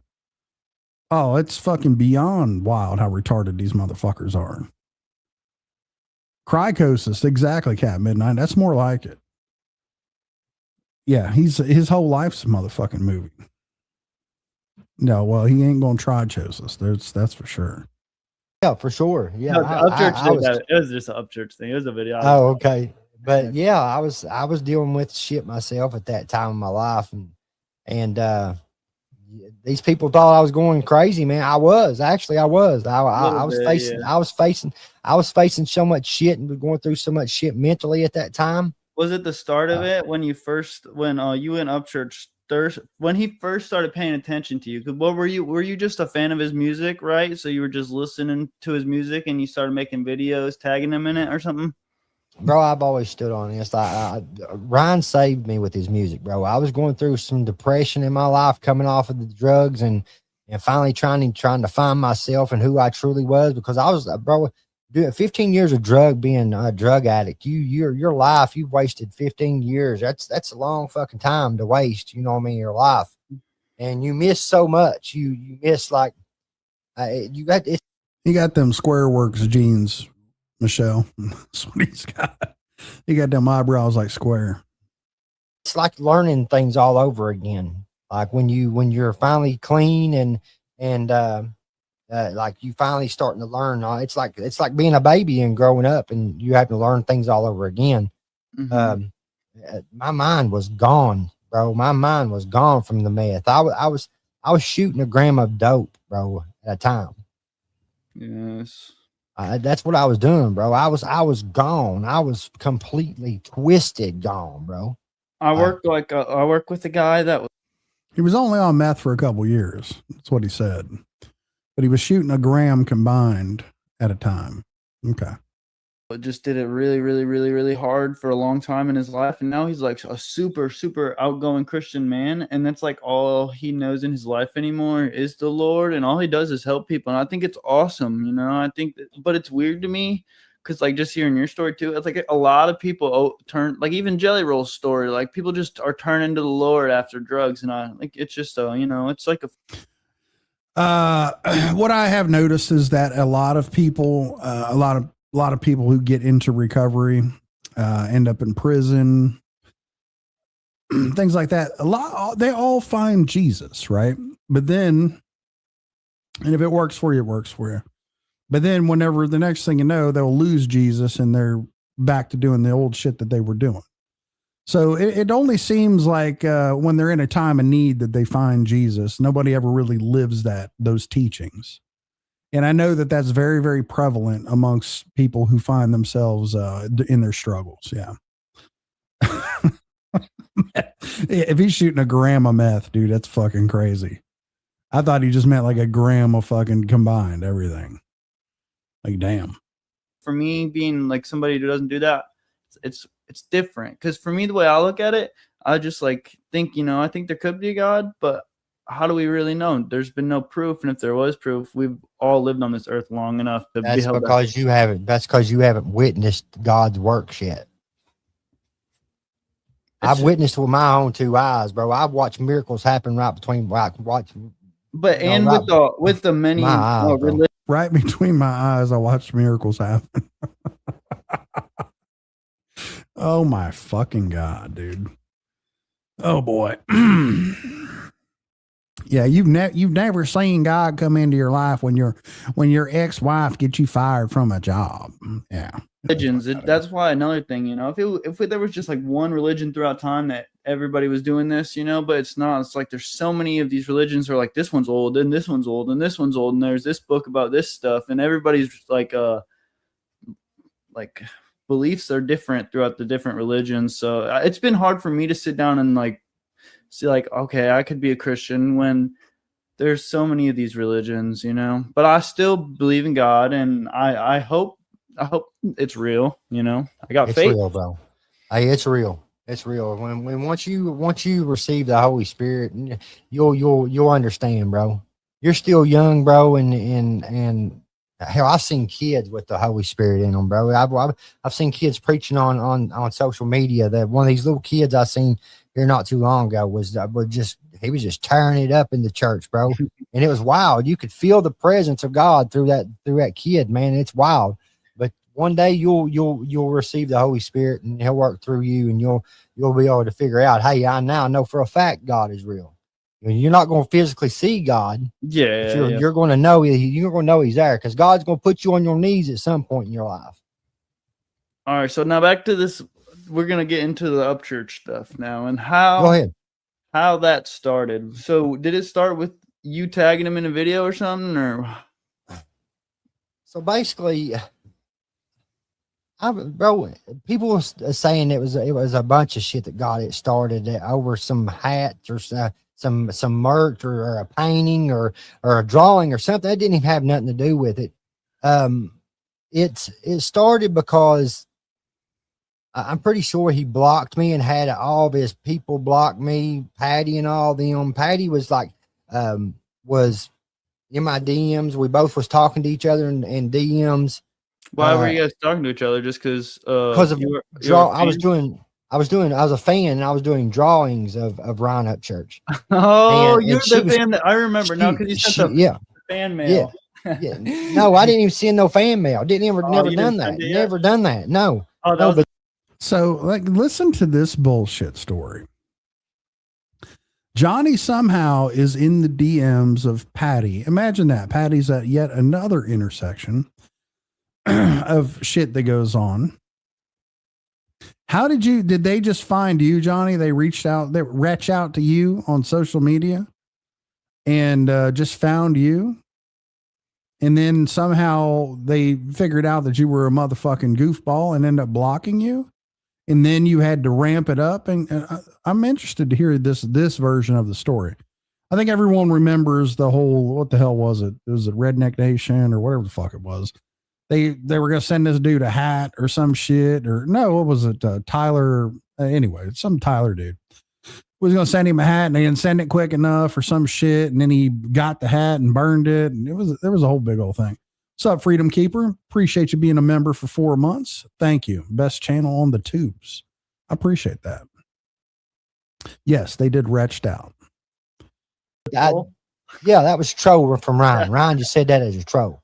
Oh, that's good. Yeah, that's fucking good. So I done these drawings and stuff like that, and Patty would share them on her Instagram and this and that, and she'd reach out to me, and she was like, "Oh, I love these drawings and stuff like that." And Tyler Garrett, I don't know if you know who Tyler Garrett is. He used to be underneath Redneck Nation. He was a singer for Redneck Nation. He was signed to Redneck Nation. Well, I was a supporter of his at the time, and I liked his music and stuff like that. And he decided he was going to do a giveaway, and I was the winner of that giveaway, and I was supposed to got 2 hats and a shirt from Redneck Nation. Okay, I was excited about this shit. Okay, Yeah. well, so supposedly he wasn't even supposed to be doing this. Redneck Nation got in touch with me and said he wasn't supposed to be giving away nothing. You know, he was using it to promote his fucking Instagram. So I waited like 3 months, and I flipped out on social media and all this other shit. And I was like, I want my fucking shirts, and I want my fucking hats and this and that bullshit. So were you on drugs at the time? That's when I first come off. This is when I first come off of drugs. So that answer was a yes. He was still on drugs at that time. So yeah, that's the story I remember. Somebody offered to give you some free shit. They didn't send it fast enough, and you flipped the fuck out. Because normal, well-adjusted people, that's what they fucking do, right? Yeah. It was probably a little crazy seeming. Yeah. So I was going through psychosis already. I was already out there anyway. Did they give you your shit or what? Bobby with Redneck Nation finally sent the stuff to me. He called me too. Bobby called me too. Yeah, and he called me too, and he was like, man, what's going on with all this shit and this and that? And I cussed him out too. Cussed him out too. So he ends up getting a hold of Ryan and getting a hold of Patty and all these people, and they tell him to block me, and all of them block me. And I flipped. So imagine that, Johnny. Somebody tried to give you a gift, be nice to you, really throw a dog a bone in this situation. You cuss the fucking dude out. You're in his mom's DMs doing fuck shit. I've seen the screenshots of the messages where you're demanding $275,000 to leave his family alone when you're harassing his brothers and shit. I remember all this shit. This is why it's especially troubling whenever this idiot, she gives you any fucking shine, but that's his problem now. But the whole, I remember all that shit, and I know how the fuck you are. It's funny that you don't tell that story the way that we remember it, though, do you? So no, of course not. The fuck out. I just flipped out over it and that's what caused everything. That's what started everything. I started going in on Ryan Upchurch because he blocked me, and fucking that's where it went. That's where it started. That's exactly where it started. That's hilarious. And it was all over merch, bro. All over merch that wasn't even my fault, bro. Somebody done a giveaway on, and they weren't supposed to be doing that. They weren't supposed to be doing it in the first place. And here a fucking big old fight starts between me and Ryan.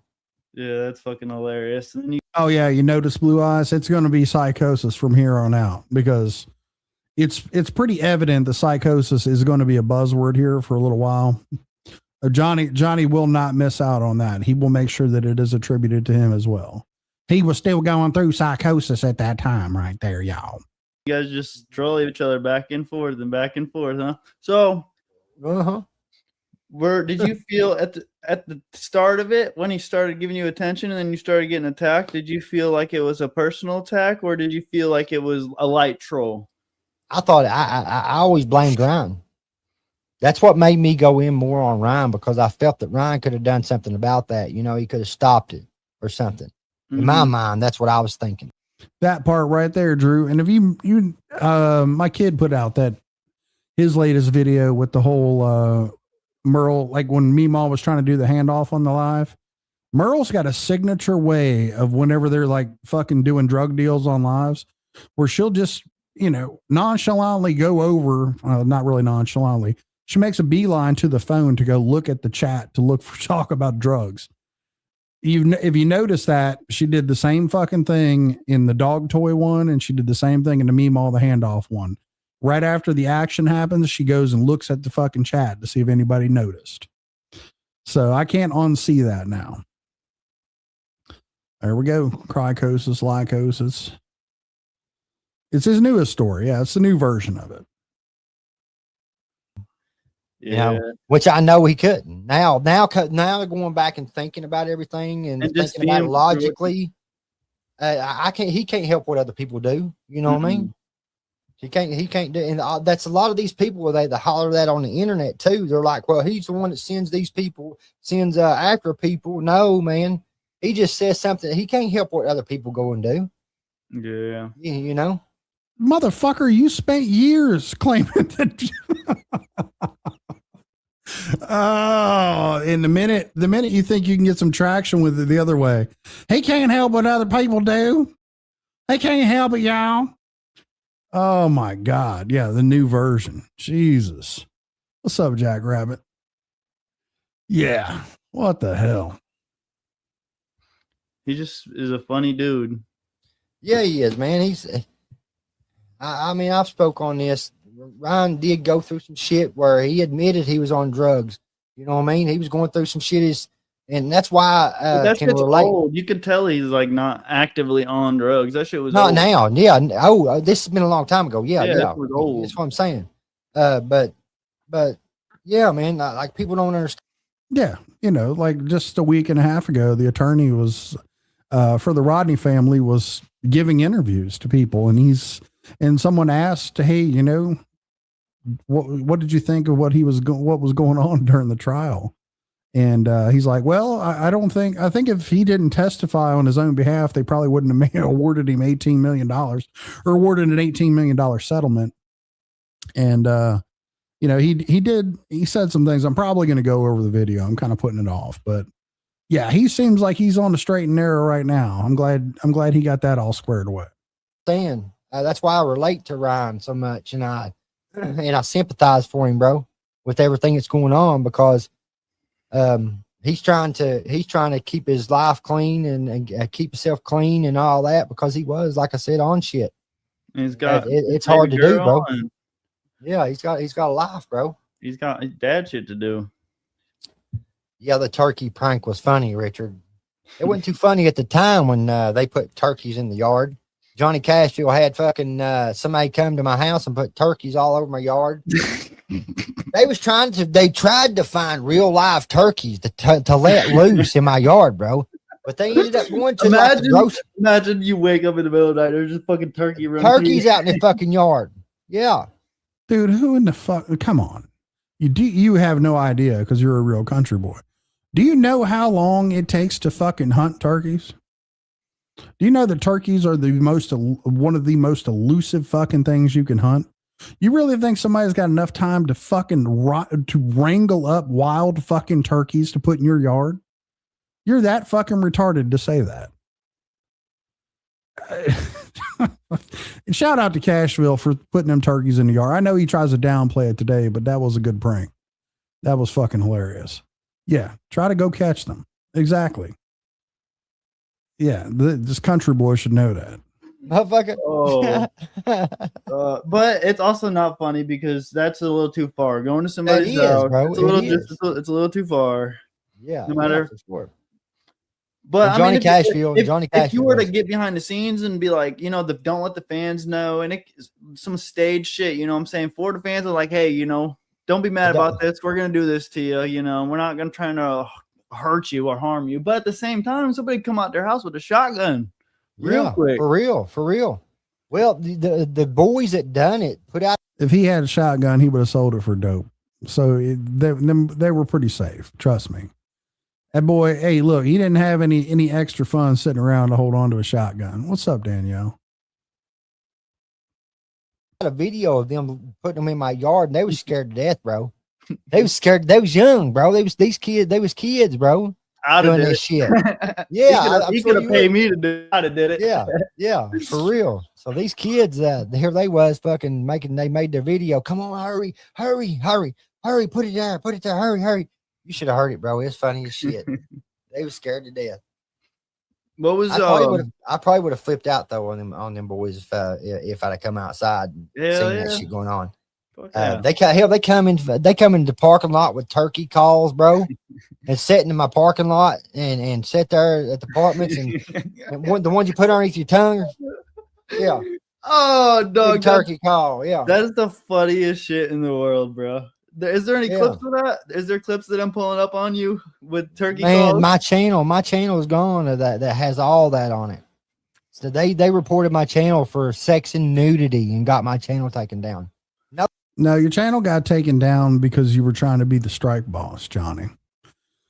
You filed hundreds of false strikes. And for those of you who don't know, when you file a strike with YouTube, it is an intent for you to take someone to court over a copyright infringement of your work that is posted on YouTube. That is exactly what it means to file a strike. And what YouTube does on your behalf, in order to give you enough time to get the legal ball rolling so you don't suffer further damages, they will remove the video immediately because they're taking you at your word. Johnny filed hundreds of those and took nobody to court. Now that channel is gone. That's why they took it and won't give it back. Because he fucking abused that system. That's the truth of it. He won't tell you that. No strikes on it at all. How they got the whole channel taken down for that? For one fucking thing that someone reported me for. It was supposed to be sex and nudity of all things. How long ago was that? It's been over a year now, bro, since I lost that channel. But I had all the stuff that happened between me and Ryan, all the videos that I done, gone. They're on other channels, but that people that just having it for your own self though, being able to go to your YouTube channel and see what you did, you know, even if it's internet stuff, it's still some work you put in and some stuff, you know, that you can look back on and show your kids, and your kids can show their kids, like, hey, this was grandpa. He did this with Ryan Upchurch. Right, The legend. Yeah, man. It's in Could you imagine Johnny playing that video of him talking about being Ryan Upchurch's prostitute, playing that video for his fucking grandkids? Could you imagine that when you'd have to explain to your grandson what gay for pay is? Could you imagine? Yeah, that's an excellent idea, B-Rapper. All of the gems that were on that fucking channel there, boy. Yeah. That'd be amazing. I don't get none of that. Gone. Pap all Dagburn. Pap all Dagburn. So yeah, it's been a hell of a roller coaster for sure. Yeah, and all this has. I'll ask you some of my questions right. in here. Again, we'll go back to that. Go ahead. Have you ever got hacked? Never. Never have. I thought that I was at some point. I used to make a joke. This one girl, I can't remember her name. Justice. Yeah, I always say Justice is hacking me because she was talking about how she'd hack people's shit and all that. And yeah, get it right, Justice. There was no T in that. And yeah, Drew, I come across that video. The last time I was doing some video editing, I come across that in the vault. I was going to play it. I need to get that. There's so many of those I need to revisit. When Johnny goes to fucking jail, I'm probably going to do that because I don't have a whole lot of options I can do to keep this thing going on YouTube. So here's my options. I do have the vault to fall back on if Johnny goes to jail or Rex's motorcycle. I can do the vault will carry me through for a little bit, or I can wait for Martin Speaks to get off of meth so we can do that political channel. But other than that, if neither one of those things happen, I'll probably just end up going away or just you catch me on Twitch doing some other shit or something. And there's a thing behind that too, because Patty ended up hacked and shit, and she thought that this girl Justice had something to do with it. So I'd always make a joke about that. When Ryan Justice is hacking us. I remember when Ryan said he would put you through rehab. Did you go through that rehab that he offered to put you through? No, but I if I could go back and now I would have accepted that because I'd just come off drugs, and I think that it would have helped. I think it would have helped me. Oh yeah, dude, rehab it would definitely help. Yeah, for sure. And it was one of them high dollar rehabs he was wanting to send me to. I can't remember the rehab he was wanting to send me to, but a lot of people talk good about it. Do you feel like you were stalking Upchurch? Do I feel like I was stalking him? See, that's the thing. I'm just asking because some people. I know. Yeah. Because people say it. Yeah, it's a narrative. Yeah. No. I was trying to be funny towards Ryan. It was no malicious intent involved. I said some shit out of the way, and that's what got Ryan going. Is when I started talking about his mom. I was saying that nasty, and I should have never done that. See, and me and Patty are cool now. We're friends and shit, and so. But so that's in the past, like no go, dude. That's just like if you're gonna attack somebody's family, you have no more. But see, at this time, Ryan had attacked my daughter. He attacked he attacked us the same way. You know what I mean? So it was tit for tat with Ryan's what it was, and it ended up getting way out of hand. It went farther than what it should have went. Oh, you mean that part where you threatened to contact his underage sister? That part? Yeah, he's blaming Patty, Lord Ludacris. It's exactly what he's doing. He's never going to come out and say, "Hey, it was my fault. I did this. I took it to." No. It's Patty. Patty was doing it, and he notice he leaves out all the shit that we know that he did. So I mean, that's I don't even know why the fuck we're watching this. That's exactly what happened. Were you actually angry with the situation? Like that, were you at a point like you were like seriously angry with it? Bro, when he pulled up in Paintsville, I'd have fought him in Paintsville at night. If he wasn't around the police, I would have fought him at night. Yeah. It would have been bad. That like the police ended up chasing me that night, bro. I outrun them, outrun them that night, Mhm.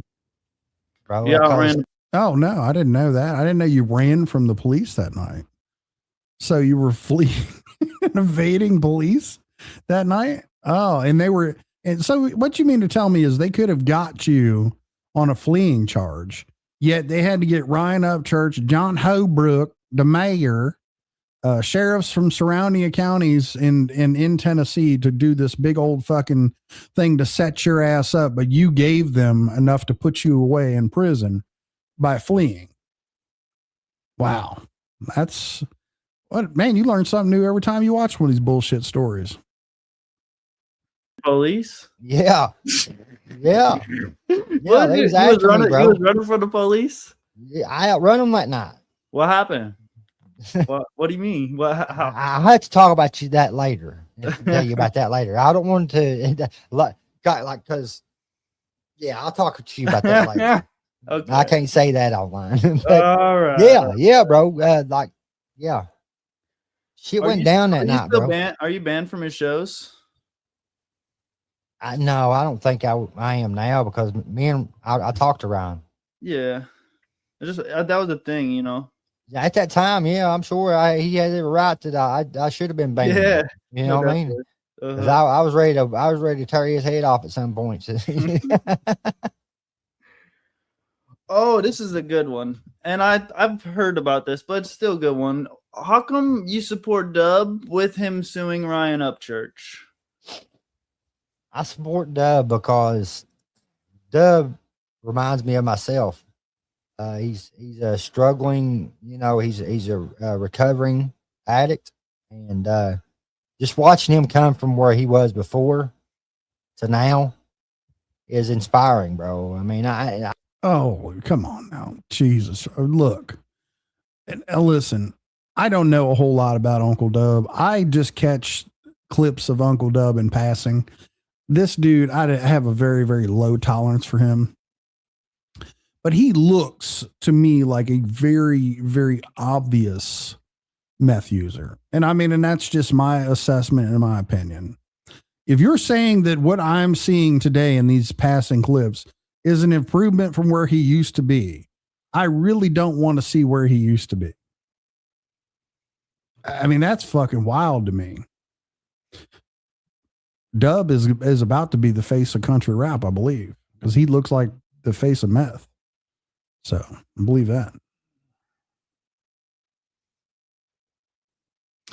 I'm unsubscribing from anyone that posts UFC while hashtag Chud the Builder is locked up. I know you appreciate the manning up, so you can unsubscribe back. Nothing personal. That's fine. It's all good. I hate it that he's got this lawsuit against Ryan. I've told him several times, man, drop that, bro, because you're going to end up being a damn millionaire, bro. And just like Johnny Castro was trying to tell him, I think Ryan would do something with him and be on the radio station and all this other shit. He'd have a lot of opportunities if that would have never happened with the lawsuit. I think. I really think it would have. It would have helped his career in that, or his business in that. But that's the part I support with Dub, is his recovery. These Are you fucking dude? Rusty, we can see it right up in them. Dude, he looks like he looked like he'd been face fucked professionally, like by a bunch of people. And I'm sorry if I'm misjudging him, man. No, fuck, I ain't misjudging him. I know what the fuck I'm looking at here. Dude, this whole thing with the whole fuck around, find out radio thing, this dude's offering you a fucking playlist that you didn't ask for.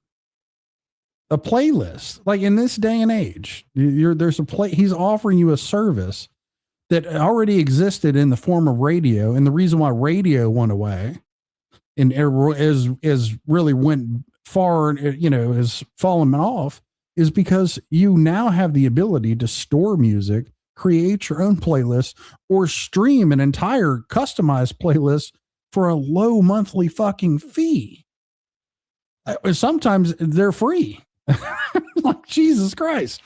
So Uncle Dub is going to revolutionize that with his fuck around and find out radio, which somehow needs your information to get your IP. No, I'm good, man. I'm good. I think you all are too stupid to really understand this. But yeah. For his radio station. I mean, it's country rap. I mean, so yeah. I don't, because I just don't listen to anybody. Really. I don't listen. I don't down. I got it down. I don't have it downloaded. downloaded. I don't have it downloaded. I just like Ryan. I've been fucking with, have you heard Curtis Ryan? Yeah, I've heard him on your channel. Dude, he's really good. And he's just another one of them guys who's coming up, bro. And I think he's going to be one of them predominant leaders here in the near future. He is, bro. Right now, I mean, he's just started out, didn't he? No, how long has he been doing it?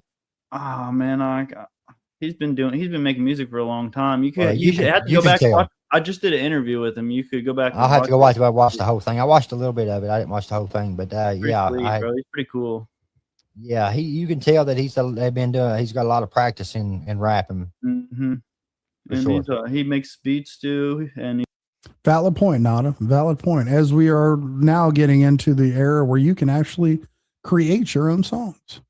Yeah, I mean, Dub's way behind the times on that.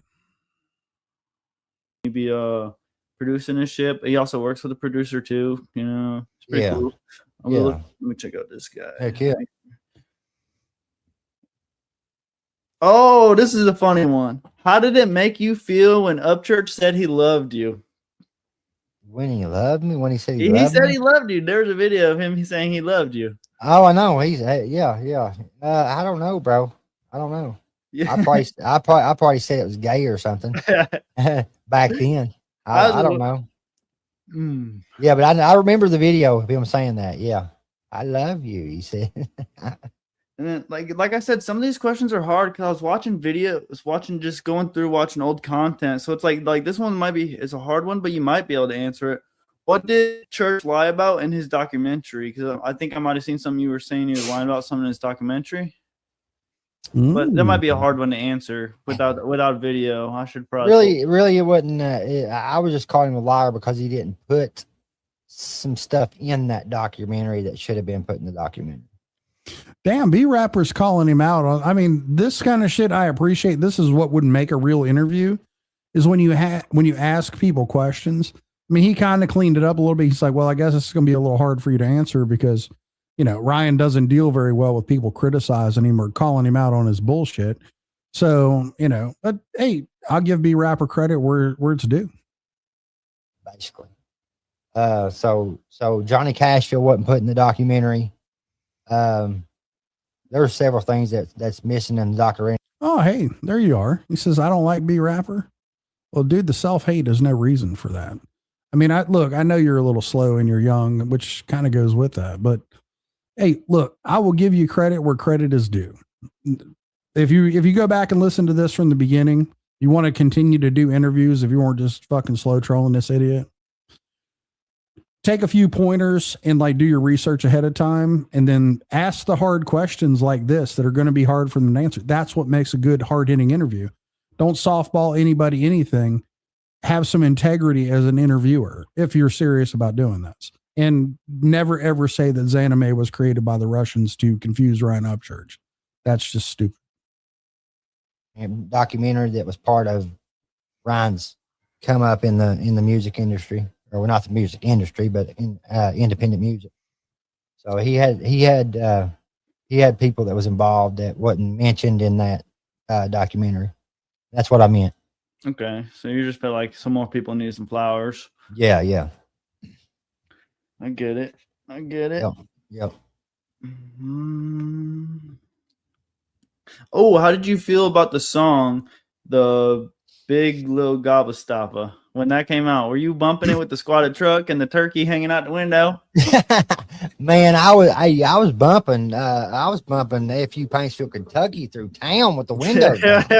Because at the time I was dealing with a bunch of corruption with the police in my town, so I would go past the city hall, son, bumping AFU Paintsville, Kentucky. Don't you remember? You don't remember that dancing video I did to AFU Paintsville, Kentucky that blew? I believe him and Merle bumped the shit I put out too. especially that new banger that anyway, if you listen, you listen. Yeah. You might want to pay attention to that one right there, B Rapper. Blew Yeah, up. That motherfucker blew up, son. His people, the comments was positive too, man. They was like, now this is the way you need to act. Right here. Lean into it. Church is just being funny with you, bro. You don't need to be acting like you act. So yeah, bro. Yeah. I loved that part that he was doing that and all that. He's took them down since then. So you was able to react to those songs before he took them down again. Yeah, I think I'm the legend of the creek now. No, I'm just Yeah, playing. man. Yeah. You're gonna be the only one that has those. That's legendary. Was there anything that you could just if you could go back? Is there anything that you regret doing and you wish you could take back? Imagine believing that a digital product like music posted to YouTube is going to somehow be rare. And or is there anything that you haven't apologized for that you would apologize for? Because that beef was pretty. Both sides was pretty harsh and brutal. It was content, but like content to an extent to where like. Listen, there may be a very, very easy explanation for that. Maybe he likes them dudes back. There's serious feelings involved in that. Yeah, for sure. I'd probably, I've said this. I've admitted this on publicly before. I would change every bit of it, bro, if I could. Me and Ryan have apologized to each other since then. Yeah, I've seen. So, I mean, we didn't have to do that publicly, I didn't want it publicly. I just wanted an apology from him, and I'm sure he wanted an apology from me. And we did that, on our own. I'm sure, Johnny, you'd be the only motherfucking person who ever got an apology from Ryan. The only one. And a good follow-up question right here, B Rapper, instead of just nodding wildly in agreement, would be to ask him, say, hey, Johnny, if you said that you would do this all over again, do you still think that you would have a YouTube presence if you didn't do that? So, meaning that none of us would ever know who the fuck you were had you and Ryan not had this spat. And I'm personally thankful to get to know old fucking Fig Newton Teeth here, as well as we've gotten to know him over the years and all the entertainment that he's provided. So, I mean, that's be a good follow-up question to say, hey, man, look, if you regret doing all this, why don't just go the fuck away? Because you wouldn't have the same YouTube presence or something like that. On our own time. And that's all that matters. Do you see that? I think somebody just posted in the chat. That car show he's about to do in town. That's going to be sweet. I thought about maybe rolling up on the damn Indian, son. That'll be awesome. Roll up on the Indian. Heck yeah, dude. I might do that. Man, I really. That was originally your goal, right? You wanted the clout. Do you really want to do this on your channel? I mean, I don't know. I can't even believe you would go to his channel and interview him, which just seems kind of fucking backwards to me. But, again, listen, I'm not going to be the voice you want to listen to. Anything that you want to take to heart, get it from Rich Newbuck. I really feel like that's a lot. Everything that I want to touch on for now, because there's a lot more that I want to touch on, but it's just so. That's an interesting point, Wendy Underwood. I'm not sure if you've ever commented in here before. Not to interrupt this, but I know why Gobble won't let Melinda talk about her illness. Because it would take the attention off him, and he doesn't want that. Yeah, he would probably tell you that his, if she comes out, which I was trying to empower her by just letting her know, look, feel free to get all the support and everything from the neck tube guy and all the other people over on TikTok, because you're not like, if you've watched these TikTok lives where she tries to be coy and do this shit, she's hiding it. She's looking to see who's watching. She doesn't want to discuss it, but clearly she's going through something that's very bad. And I honestly felt bad for her because he's telling her to be quiet. Don't talk about it on there. Don't let him see it. He's trying to tell her to be quiet about it, and he's not being supportive of her. So, I mean, she needs to, for someone like her that's going through something like this, you can tell she needs to be able to talk to her people about it and speak freely and openly about it. That's why I went ahead and put it out. So, and told her, look, don't let him tell you to shut up. Talk about this. Talk about it freely and openly. Everybody knows about it. People are going to do with what they're going to do with it. But the support you're going to get from your people, go ahead and get it. I mean, that's just what the truth of it. But he's telling her to shut the fuck up while he goes and rides his motorcycle, with his friend. So, I mean, it's good to do it that way. Is to set it up to do several interviews and from with one person, because you're never going to get everything that you need to get in a first interview from someone. Yeah, and it's just another thing. It's just like thin ice, it's just the wrong time, not the right time for some things, Yeah, for sure. Yeah, exactly. But yeah, man, I appreciate the time and then and the interview, bro. Bro, I stand with you, bro. I just feel like it's a rough time right now, and there's a lot of bullshit going around. And just know, I'm not the only one. There's a lot of people that see through this bullshit, bro, and it's getting annoying. It's like irritating. Even if you wanted to watch some of this content, you can't even watch it no more because it's just fucking irritating. Shit's stupid to listen to. Yeah, man, it is. It really is. Well, I didn't age too well, did it, B-Rapper? You ended up in the fucking chat. When you do that, people kind of realize, I mean, it's obvious, right? That you're a clout chaser and this is an easy target. But the problem when you start aligning yourself with this dude is now you got to one up him. You literally got to go like shoot dope in your neck and do a bunch of dumb shit and let your teeth rot out in order to get the kind of attention this dude's got. So, and I apologize for not remembering Wendy Underwood, but thank you. I do appreciate it. That was a very thoughtful comment of yours, by the way. It's gotten ridiculous. It's made it repulsive to like want to listen to the country rap lane right now, just because it's all just beef diss tracks. And that's why, like, if you go through my music catalog and what I was just doing recently, I was just talking shit on these fuckers and trying to get them to understand and really realize, like, chill out, bro. You don't even have to pay attention to some of this shit. Just put on the independent artists like you were doing. Right. To answer your question, Dale, I went to prison back in 2007. So yeah, I went to prison before YouTube. Yeah. I done 27 months. I had a YouTube channel back in probably 05, something like that. Very beginning. I still got the channel, as a matter of fact. So I don't know if that predates YouTube or not. I doubt it. In prison. How long ago was this your rise to fame? The start of, like, how many years ago was that now? 5 years. 5 years? Yeah. Stay tuned for the part 2 called the Triple T Files. It's okay. Are you gonna it's whatever. Fuck, I'm just wasting my time. And knock yourself out, B-Rapper. Do what you need to do.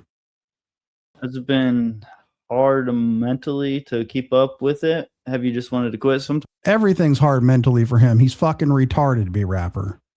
It, like, literally, you're talking to a fucking actual tard.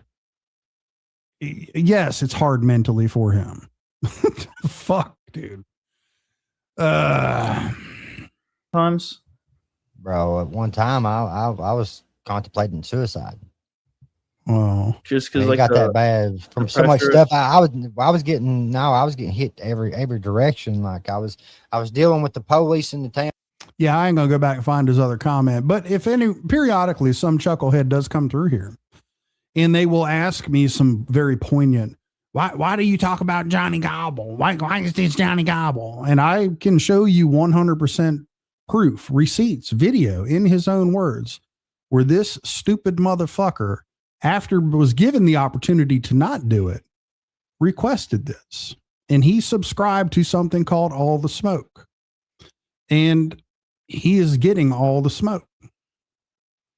So if you ever have any questions about it, you can find the video. Someone will show it to you, or periodically I do show it. I might just put, fucking, I ain't gonna waste my time. But anyway, it's out there. I 100% tell you the truth about things. And if you don't know that, Every time I come on here, I generally will bring a receipt and show you the truth. I promise you 100% Johnny Gobble asked me for everything he is getting. So the victim status does not fly. I was living in, I was dealing with what was going on with Ryan. I was dealing with social workers coming to my home because of the shit that happened on YouTube. I was dealing with getting swatted. I was dealing with. You think this is about you?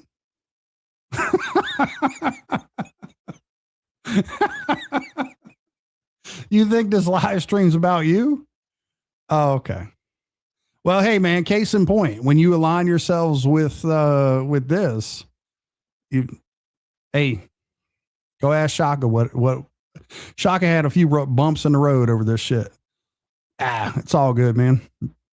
And do yourself a favor. Don't watch me again. And anytime anyone mentions me, just go the other way. Don't do it. Don't fall for it. I had so much shit losing jobs, lost several jobs because of this shit. You know? Yeah. That's what I would. Who's going to say, like, we've heard this multiple times, right? We've heard of all the excuses he brings in. We've only got a short few minutes left of this, right? So we've got probably about 2, maybe 3 minutes left of this. Does anyone think, you can start wagering your bets. What's that new shit? The new betting thing? I don't know if it'd be on there, but wagering your bets. We've heard him blame every single person besides himself for losing jobs. He's lost all these jobs. All of these people are the blame for him. Do you think somewhere in these next 2 minutes, 3 minutes or so, he's going to somehow take accountability for his actions? Anybody at all? There you go. Changed. I wish it would have changed that Ryan would have never got mad at me like that, or I'd have never got mad at Ryan, and then we could have squashed it a long time ago. I wished.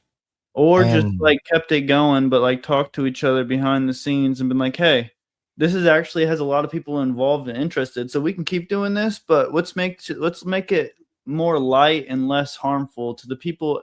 And if it's harmful to the 2 people, fine, but the people around you should not be affected by what's going on here. Yeah, for sure. That's true. It should just be a man versus man gladiator type war. That's right. A lot of people were saying that it was a fake thing that was going on between me and Ryan. I was like, no, it ain't. That shit was real. No, it ain't. That shit was real as it can be.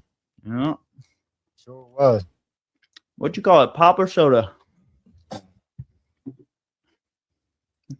No, not what.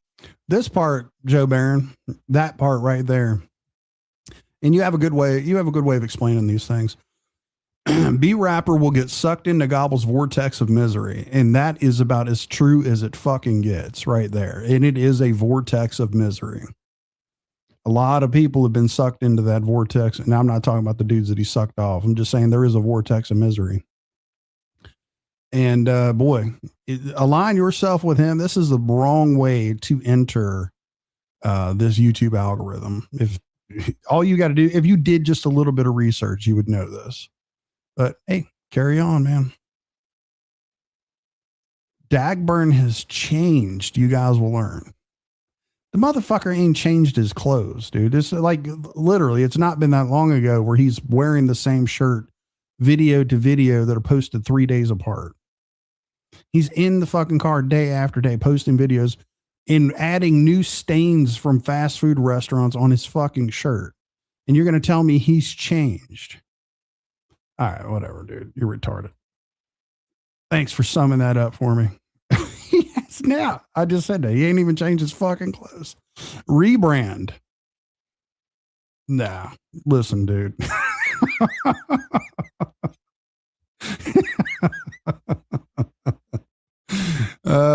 Yeah. Imagine worrying about another grown man being mad at you. I don't worry about it. I actually like it. I enjoy the fuck out of that. What's up, Lone Wolf? Yeah, he's fine. He's retarded. Poor kid. Slay back, B Rapper. I have one question. So it's not okay for Triple T to talk to 19 and 20-year-olds when he was 30. He did that video, but okay for Ryan to stick his dick in a 19-year-old who's 29. I don't know. I'm not even sure it's a strong argument. Slayback, but and it is what it is. Oh, he wants Ryan's attention. Dude, right now is the wrong time for that. I'm just telling you. Let Ryan's got some chance to recover. Wait for that to happen. Jesus Christ, man. You won't even know when something happens to Melinda until the internet gets shut off. That is facts right there, Wendy Underwood. That is facts. It's not Gobble or OG Dagburn. What's Mountain Girl call him? What the hell she call him? Dogburn. She calls him Dogburn. Mountain Girl calls him Dogburn. Anymore, it's Paw Paw now. Okay. Well, listen, you don't understand how stupid that is, because there's all kinds of videos of him having problems with his kids. You understand? Like, this dude gets on the internet and uses the internet to go after his own children. Listen, stupid fuck. Let me show you something real quick. I'm going to take time out of my day to post this and let you see it. All right. That's apartment. Hold on. Wrong one. Hold the fucking phone. Where's it at? I just had it last week.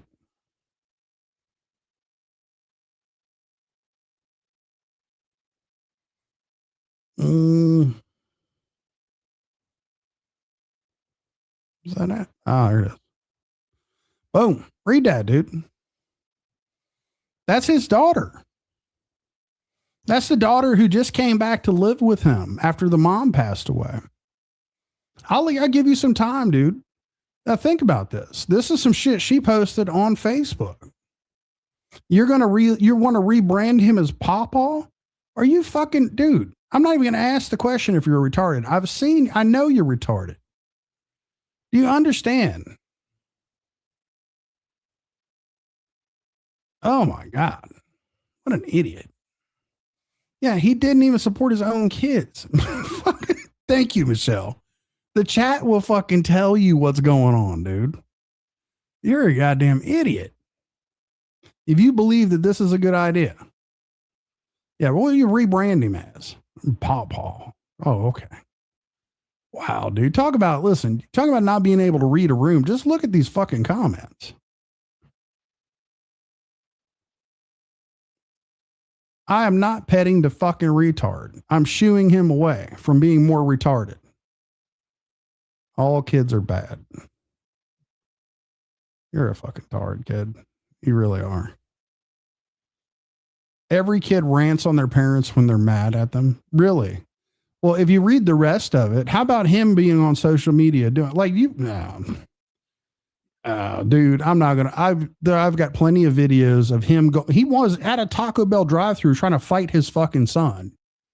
You're really that retarded, aren't you? His son is fine. He's a productive adult, has a job and shit. This girl right here, productive adult, has a job and shit. Johnny Gobble, not a productive adult, does not have a job and shit. The proof is in the pudding, stupid. Yeah, that's. I don't think he was trying to fly the plane, but he went down with it. That's for sure. Anyway, good idea, Jimmy Hill. Hey, that's a great idea. Where the fuck's this Pawpaw picture at? There you go. Hey, Pawpaw, check this one out, man. Be rapper. Now, if that ain't the father figure, I don't know what the fuck is. These children, that's the two kids in question, right? Look like they're being held hostage with this goofy motherfucker. He just got that new bike. Dude, look at this shit. Look at how uncomfortable these kids look being forced to take this picture. You're going to rebrand him as Pawpaw? I mean, this is just shit that I just got sitting here. Are you fucking retarded? They look like they're taking a hostage photo. God, dude, like, listen. And the only reason I'm taking the time to do this and in front of a crowd of people is you can't, in the future, you can't say, hey, listen, I had no fucking idea. I never looked up Johnny Gobble before and I didn't know anything about him. Because guess what? Somebody took the time to show it to you. And then you're like, you can see all this shit. You just don't want to see it. Yes, interview Austin. That's a great idea.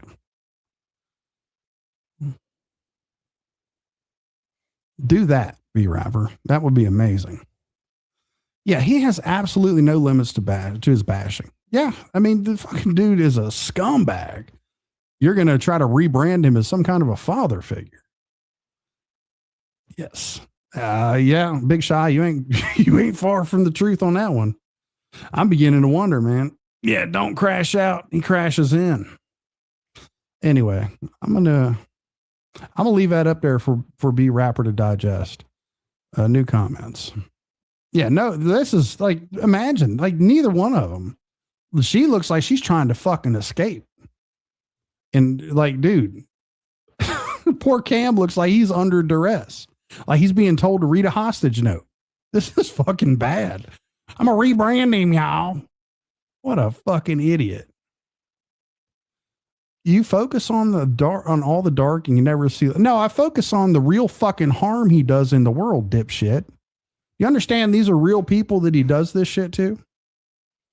You understand there's actual fucking harm that goes on that this dude's responsible for?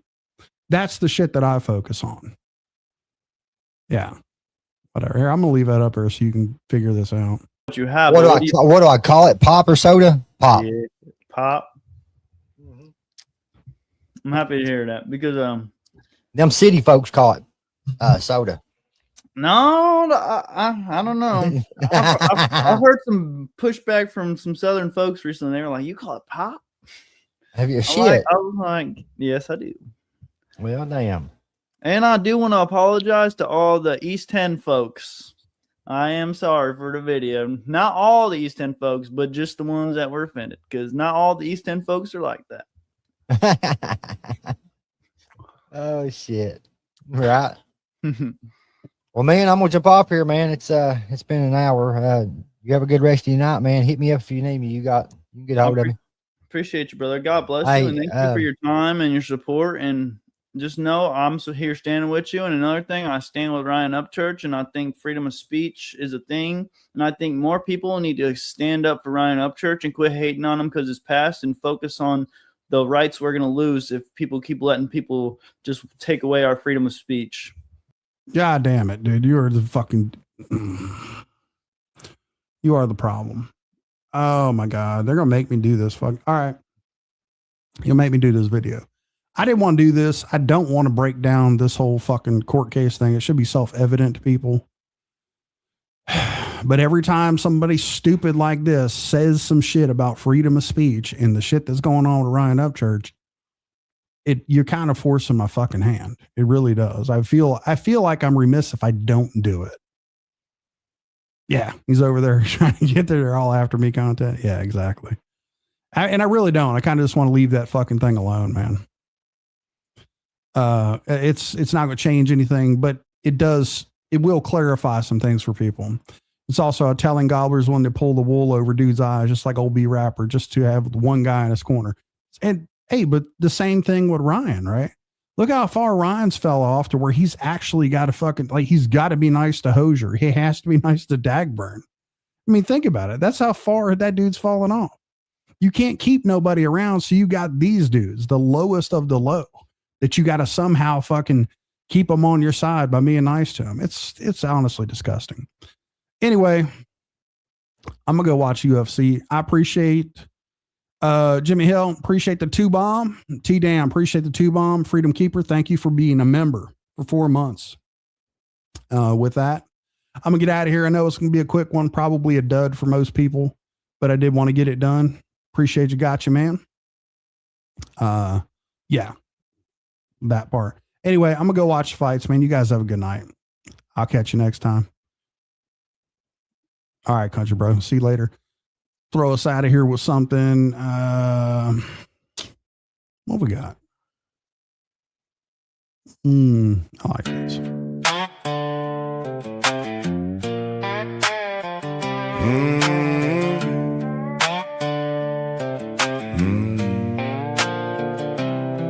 Myrtle's coochie smelling pretty right. She ain't washed it in a few days. 3rd bottle of pussy spray this week. You can click that link right above her name. Yellow face with them raccoon rings got me looking like a spy, belly meat. Between the dicks and the misties and my lips, ain't no hope for these yellow teeth. The pressure made me snitch on everyone, even my kin. Banned from my local church for shitting in the water and smoking a cigarette during my baptism. The pressure made me smoke so much meth that I fried my brain. Got me believing that I'm a public figure, big deal in this country rap lane. Oh no, yeah, I was raised as a pole smoker, giving head jizz all in my teeth. If I can't suck a fork for my fix, I can always stand with police. Them boys in county turned my ass into a crater. Spent all my time bending over and dropping to my knees. Dag burns blown out, prison purse open to the public. Come on in and look around, help yourself to a little Hep C. The pressure made me snitch on every last one of my friends. Boys in blue fed my drug habit, wore them wires to avoid the pain. The pressure made me shoot so much dope that I fried my brain. Got me thinking that I'm a music artist coming soon to this country rap lane. Yeah, yeah, hands always out goes with my bum reputation. Never see me working a job due to my lack of motivation. They took my 12K channel, such a devastating loss. I guess it wasn't the smartest move trying to be the strike boss. Had to accuse my dad of child molestation to deflect from my absence of an occupation. Hepatitis C and turned my skin piss yellow. Passed it on to my wife, now it affects her bone marrow. 6 different versions of my story of childhood pain ain't enough to hide the fact that I'm just plain old gay. They hear me snorting them bombs, and it's plain to see that I am lying about being off everything but subs and weed. The pressure made me lose track of the balls parked on my chin. Turned my ass into the size of a kiddie pool. Had every queer in the county ready to dive on in. The pressure made me snort so many bombs that it fried my brain. Got me thinking that I'm somebody famous, well known in this country rap lane.